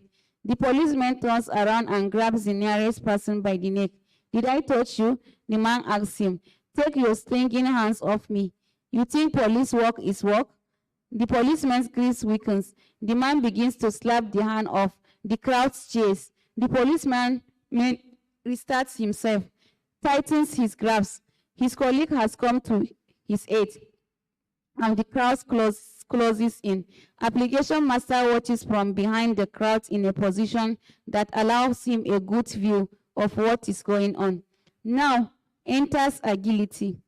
He could be anything from 17 to 24 years old. He is an up-and-coming stalwart of Ogiba Youth Front, a mover and agitator. He gave himself the nickname Agility and bears it with great confidence because, he said, he looked up the words in the dictionary and was quite proud of the meaning. This boy breaks through the crowd and strides toward the policeman, who is still holding the man off by the collar. Agility looks the policeman straight in the face and says in a firm voice, "Leave me." The policeman ignores him. Slap, slap, pull. Slap, slap, pull. The struggle ensures, and pretty soon everyone joins in. Application master raises his voice from where he sounds. Calm down. Steady, steady, young man. He is going towards Agility to calm him when he catches a glimpse of something going up in the air. It is the form of a man. One of the police had been lifted boldly, flung up in the night air and abandoned like a sacrifice, and the crowd parts to allow him to land without impedance. He meets the ground with a clumsy thud. Everything goes quiet. There's something quirky about his heavy fall. The sound of corporal damage. He lies there, leg drawn up at the knee. Maybe he has broken something. Someone says, a leg, his waist, his neck, his back. They move closer to the man and do not notice when the other policeman relieves him of their company. Voices of caution rise from the crowd. We warned you boys to let them go. Whatever comes out of this, you will carry it on your own heads. But who knows their mission? Their other voices counter. Someone goes close to the fallen man and prods him with a finger. He doesn't respond. A firmer prodding. All of a sudden, the man leaps from the crowd, grazes a finger on the ground, and disappears into the night. He has escaped. He has escaped. They shout as they run toward the road, and then loud arguments follow. 3 days later, a police van arrives and carries 4 boys away. The whole village is being accused of violence against police on official duty. An application master is wanted for inciting the violence. Bendik slapped his arm and yawned.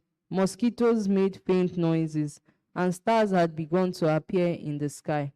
Ma looked up and said it would be a blessing if it rained tonight. The heart is too much.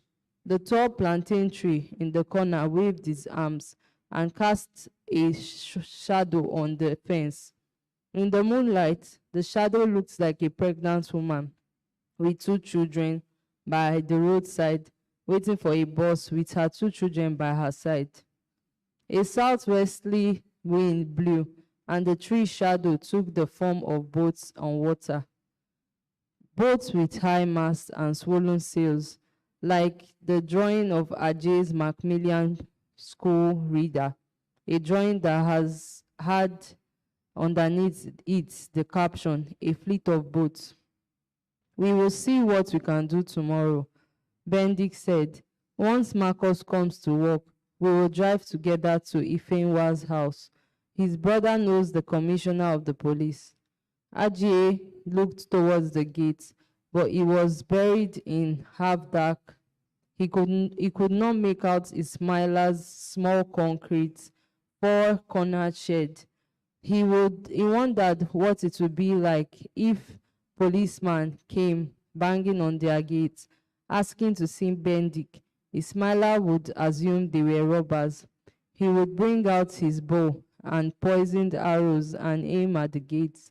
Then he would order the intruders in the big voice of his vamoose. This is what he would say: "Vamoose or I shoot, move or I move you." Nepa had a change of mind and restored power. "Light has come," Bibi squealed. The adults got up and the children carried the seats as they trod back inside.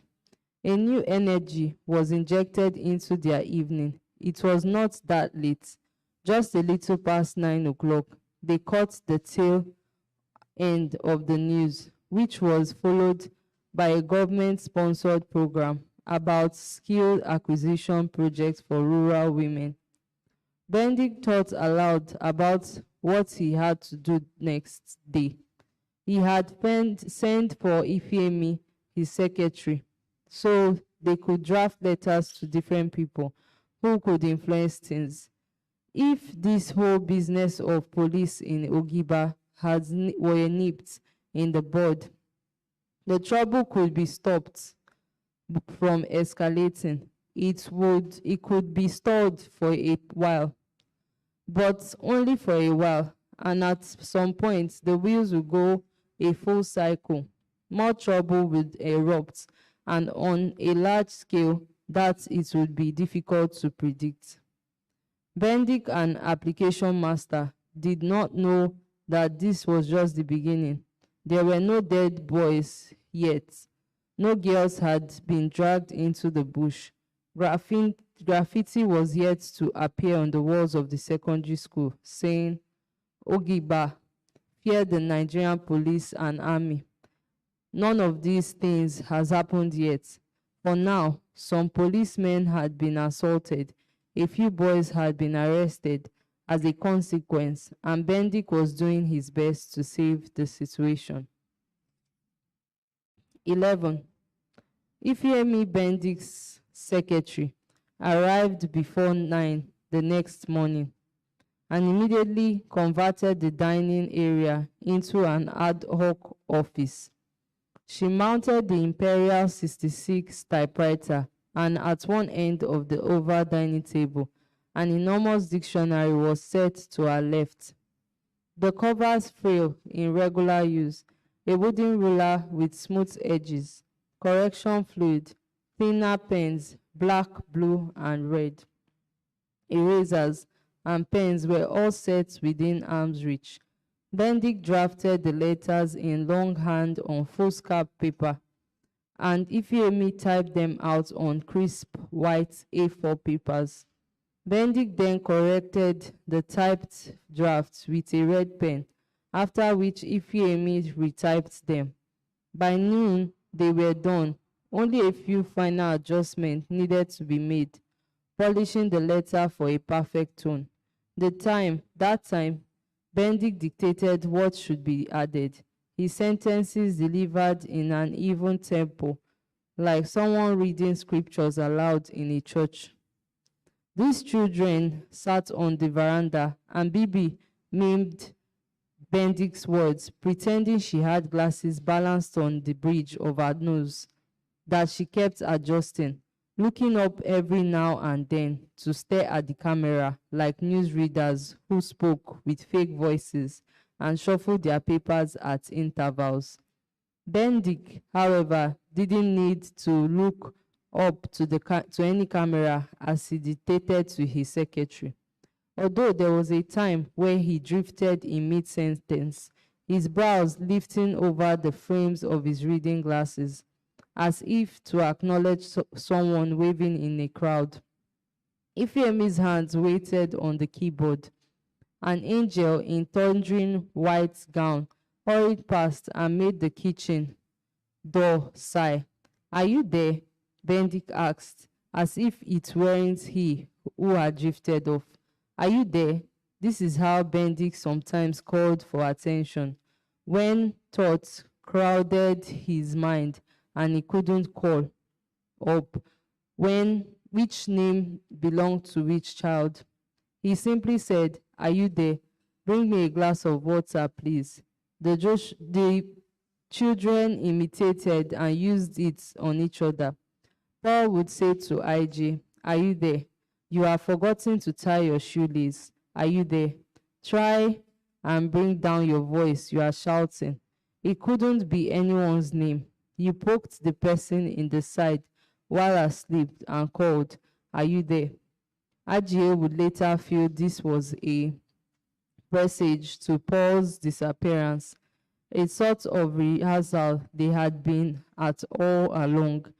That each time they said to Paul, they were alluding to his eventual disappearance.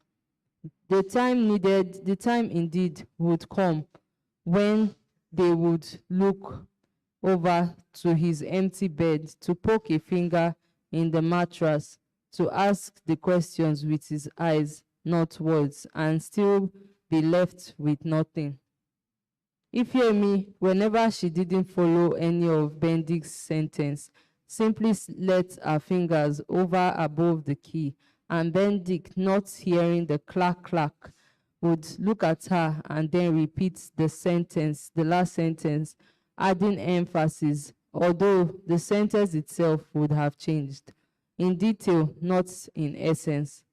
To His Excellency, Colonel Dauda Musa Komo, Military Administrator of Rivers State, request for intervention in impeding crisis in Ogiba community. Your Excellency, Paul has salvaged one of the discarded drafts from the dustbin. He spread it out. There was also a letter from the Divisional Police Office, DPO, at Ahoda. This was not the first time Benedict was taking up matters with the authorities. Once he had taken the federal government to court, that was a story of his children, all new to its finest details. Even though none of them had been born at that time, there had been an explosion in an oil well near the farmlands of Ogiba, which left the area ankle deep in crude oil, pervaded with the stench of rotting fish floating belly up in the ponds. So Benedict took the government of the Federal Republic of Nigeria to court. The Land Use Decree of 1978 that would make all previous landowners mere tenants of the state was still 6 years away. It would allow you to farm on your ancestral land and bury your dead, but should anything of value be found, your tenancy will lapse, and how you were dealt with, which was entirely up to the government of the day. In any case, after the explosions in Ogiba, Benedict sued the government, and the case slowed wound through the courts for 2 years. And then a verdict was delivered. Benedict lost. The story of the court proceedings had become something of a legend in Ogiba. Benedict stood as his own counsel after he fired his lawyer a few hours before the fourth court session, when it became clear that the lawyer had been bribed like the other one before him.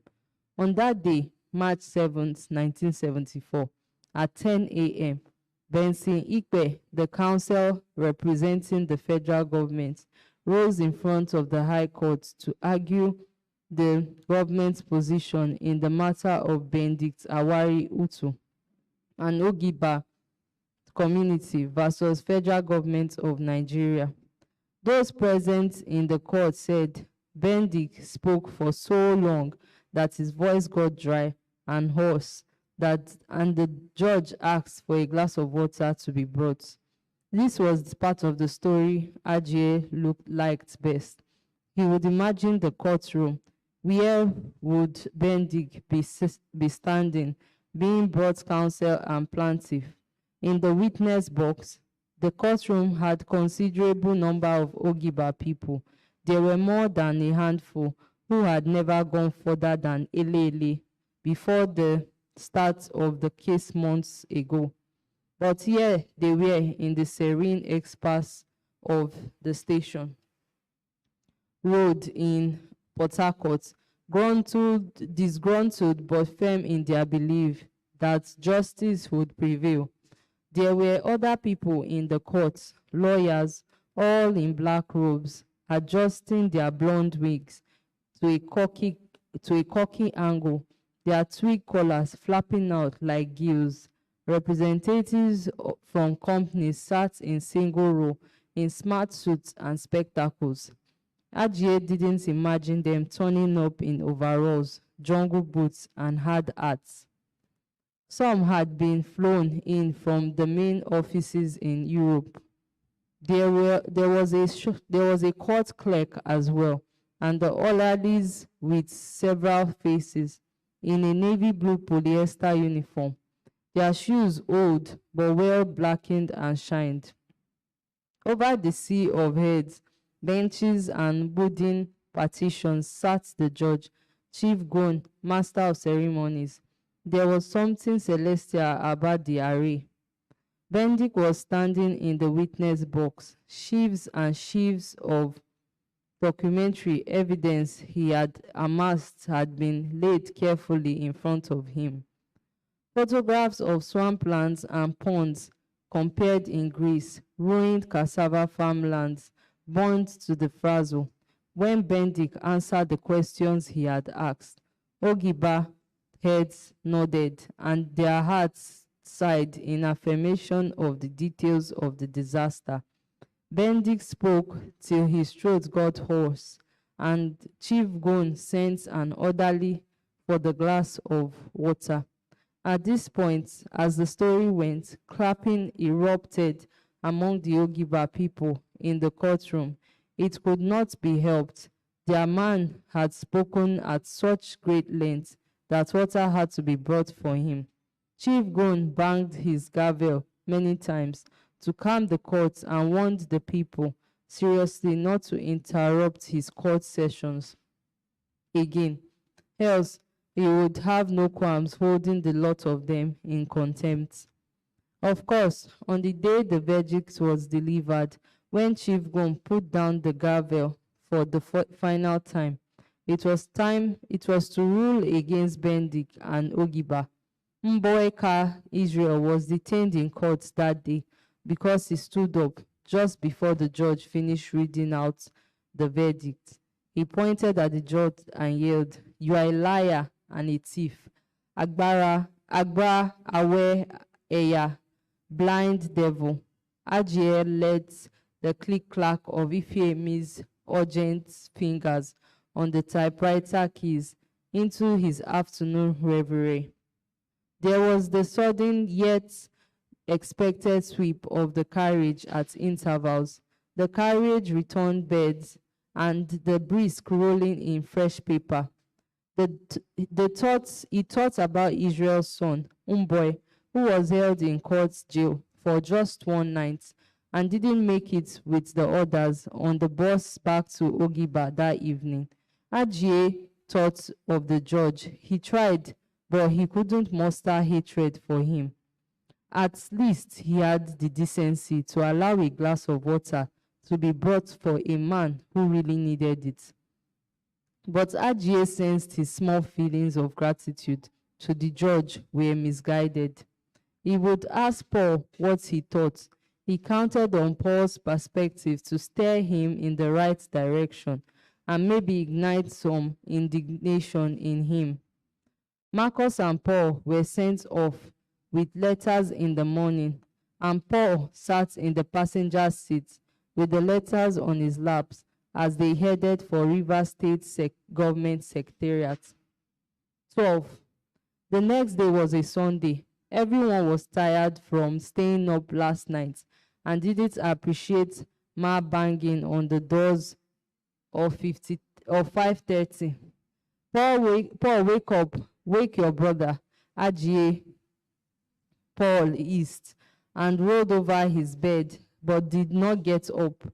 Are you there? Ajie stretched and yawned, then got up slowly, feeling a little giddy from the already violent start of the day. There was no smell of frying onions, and yam chips in the air, or of scrambled eggs with diced tomatoes. It seemed unfair to have to rush down a slice of bread and tea on a Sunday morning. It was like a reprise from the 10th time.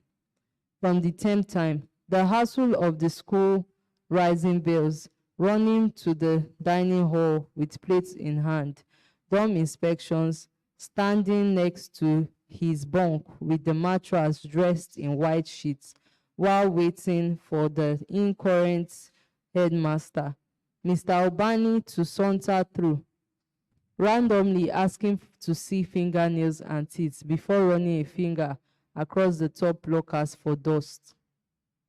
Get up for morning devotion. Ma's voice came from the passage, and Ajie could hear Bibi shut the door to her room. She made her way to the parlor. Paul was by the door. Ajie got up and followed as they went to sit in the parlor. Benedict did not join them for morning devotion. He stayed in bed a little longer than usual on Sundays, and Ma said it was important for their father to rest. Bibi perched on the edge of her seat, her smiling wrapper draped loosely around her from the neck down. The reading was from the book of Genesis. Paul read the verses with his eyes half open. His voice had morning cobwebs in it. Ajie sat erect, but his eyes were shut tight. Ma looked at him for a while. Ajie, I'm not sleeping, he said, with his eyes still closed. I'm trying to concentrate. Bibi sniggered. Concentrate. Paul, please continue reading, Ma said, ignoring Ajie, so they could get through with the devotion on time. It was the story of Cain and Abel. The moral lessons could be anything from avoiding jealousy to making a worthy sacrifice to God. Cain offered his less than best to God, then got jealous and murdered his brother, Abel, who had given a worthy sacrifice. Ma facilitated these morning sections where everyone was encouraged to contribute to ask questions.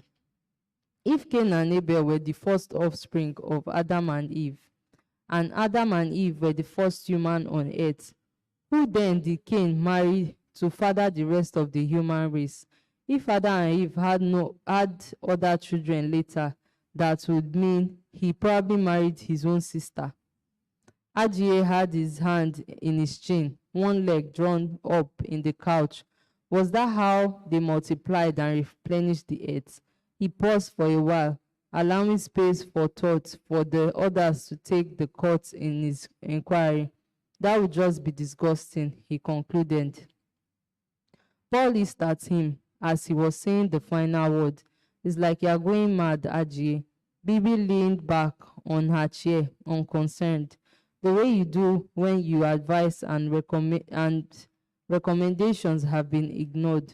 She once suggested to Ma that Ajie needed to be given 5 strokes of the cane every morning when he woke up.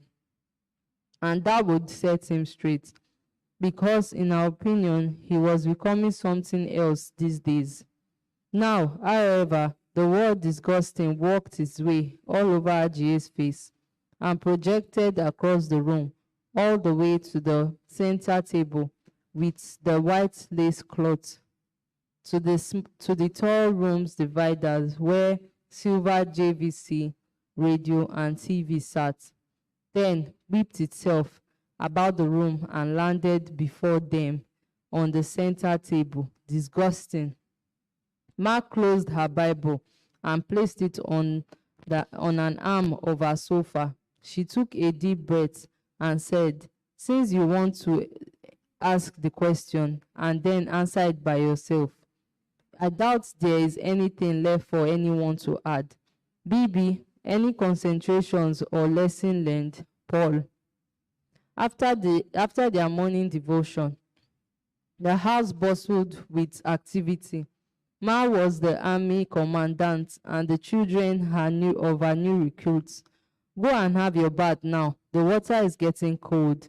Bibi cannot wear that skirt. Paul, please comb your hair. All the while, Benik was in bed, sleeping or reading. Ajie went to his parents' room to greet Bendik. The room was twice the size of the other rooms in the house, with the chest of drawers and standing mirrors framed in the wood of mahogany tone. Come here, Bendik said, and Ajie sat beside him on the bed. So your mother is taking you to church. Ajie nodded, his eyes strayed into the garden right outside the window.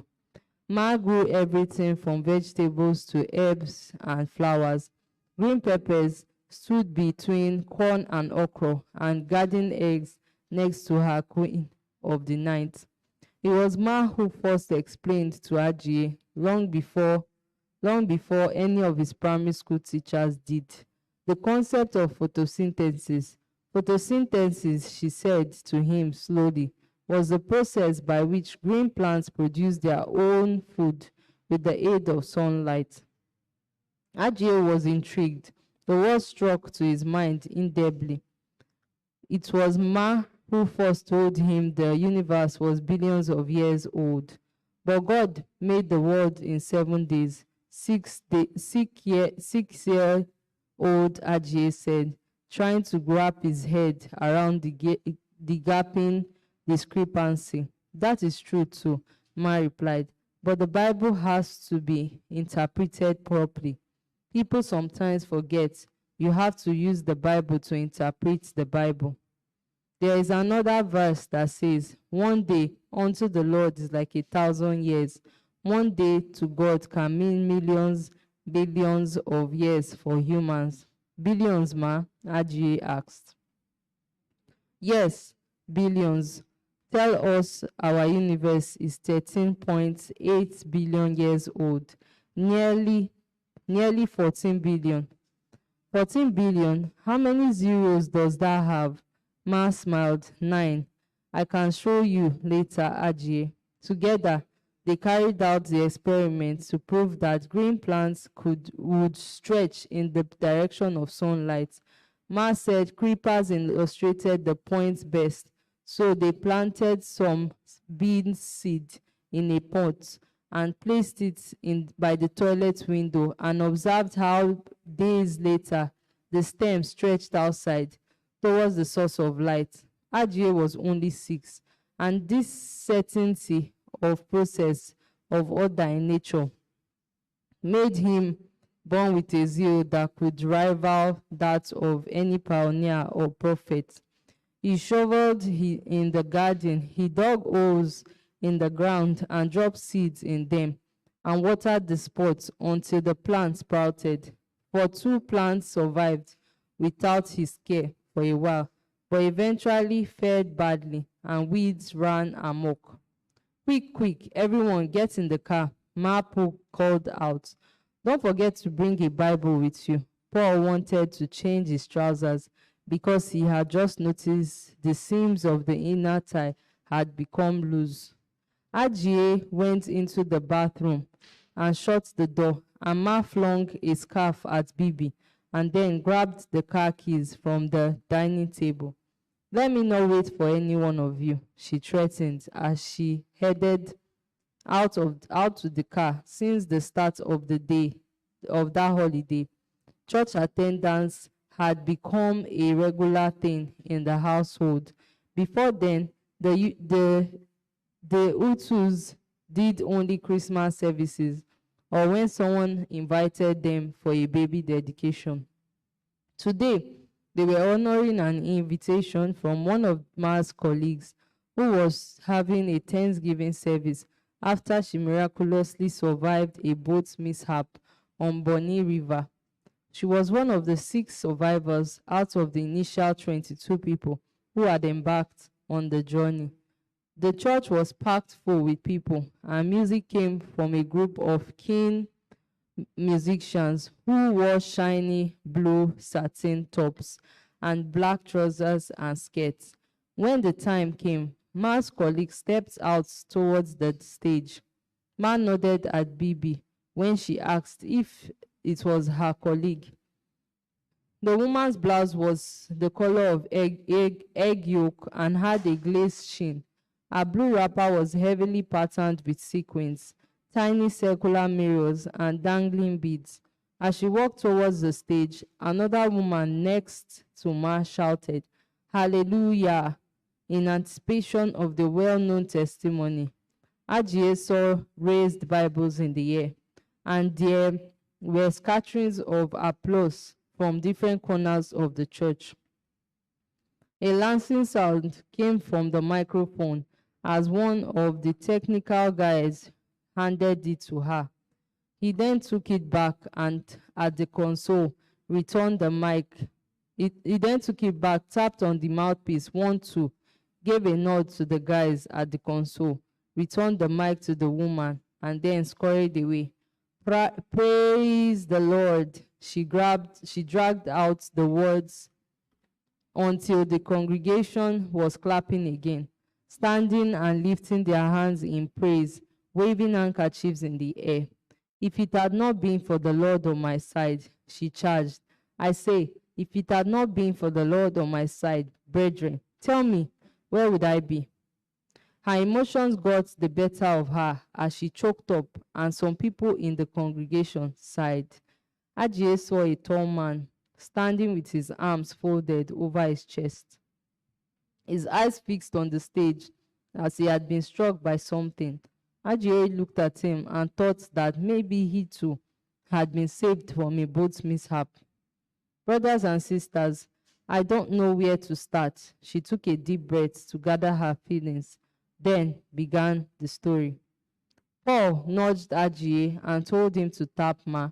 He mouthed some words to her and then stood up to go to the toilet. Bibi said she needed to go too, and Ma refused and snapped, "Pay attention," and Bibi just put her head down and continued doodling in her jotter. What I know is that 1 minute I was sitting on the boat, next thing I was in the river. I'm not the best swimmer in the world, but my God, the God who delivered the children of Israel from captivity, the God who rescued Daniel from the dens of lions, the whole church hall thundered with applause. As the woman concluded, "He delivered me. He did not forsake me in my hour of need." People stood up, waved their hands in the air, and shouted words of praise to God.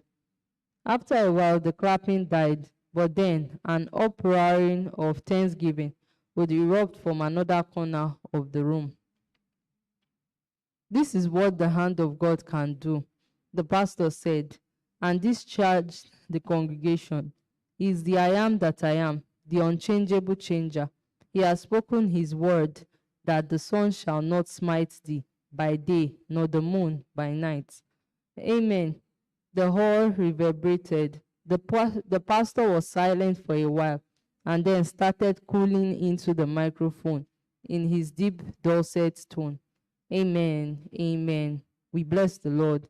Amen and amen." And slowly, quiet was restored for the delivering of the word. A male usher in a black suit, white shirt, and red tie hurried to the stage with a fat Bible and a notebook, which he placed on the lectern before a slight bow to the pastor before hurrying down the stage. Back at home, after service, the Hutus had jollof rice and chicken for lunch and soft drinks. Benedict asked Paul to tune the JVC to Radio Rivers 2, where Chinemere Nwoga was presenting her usual Sunday classical music program. Today's edition was about 18th century pianist Chopin. The presenter placed her personal favorite from his work and talked about the pianist's struggle with ill health and devastating love affairs that might have inspired his music. Ajie sat on the floor beside the couch. The cold Sprite burned the back of his throat as he gulped. The bottle made a sucking sound, then fizzled and bubbled as he set it down. I know it was the price of our redemption and all, but if, according to the memory verse quoted in the church today, for our sake, it pleased God to bruise his own son, Jesus, does that not then make God a sadist? What did you say? My eyes narrowed. Bendik was sitting in his chair and didn't lower his newspaper.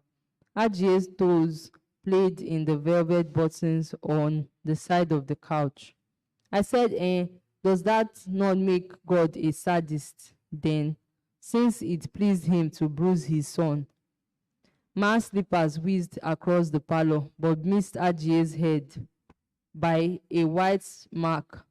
Ajie sprang up. Ma followed, caught him by the arm, and gave him 3 clean slaps on the back. Ta, ta, ta. They stood there before each other, stunned. Ma could have given more slaps than she wanted. Ajie's feet was glued to the floor, like those of an animal dazed before the full beam of a car.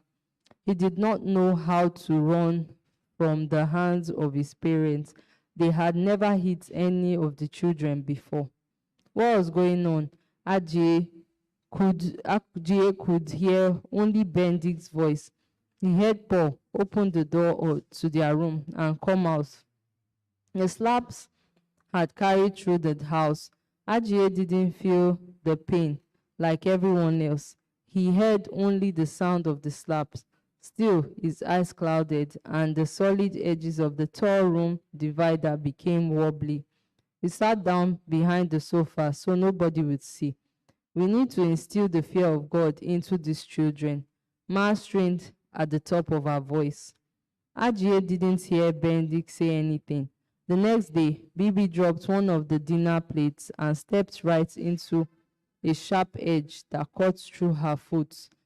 Later in that week, Ma saw Paul with a James Hadley Chase novel and made it clear that she disapproved of the blonde on the cover whose back was turned, showing parts of her buttocks, with a holstered gun stuck in her pink lacy pantyhose. Paul tried, but Ma closed her face to his explanation that it was just a detective story. That weekend, Bendik called them together and said, "Your mother and I are traveling to America for a few weeks. We don't know if your uncle Gabi will be off work so he can stay with you. But we have spoken to Tam and his wife, and they are happy for you to stay with them while we are away." Chapter 13. I ran into a pothole. Uncle Gabi said he was, as he walked into the house, dabbing his forehead with a handkerchief and thumping his boots on raffia foot mats by the door. I ran into a pothole near timber, and my car nearly fell down around me. The children crowded the door to welcome him. Just one pothole. Ma was standing behind the children, smiling and looking Gabi up and down. "You should have seen the depth of the thing. Your car is not made for the roads, for our roads," Ma replied, "and you are not looking back."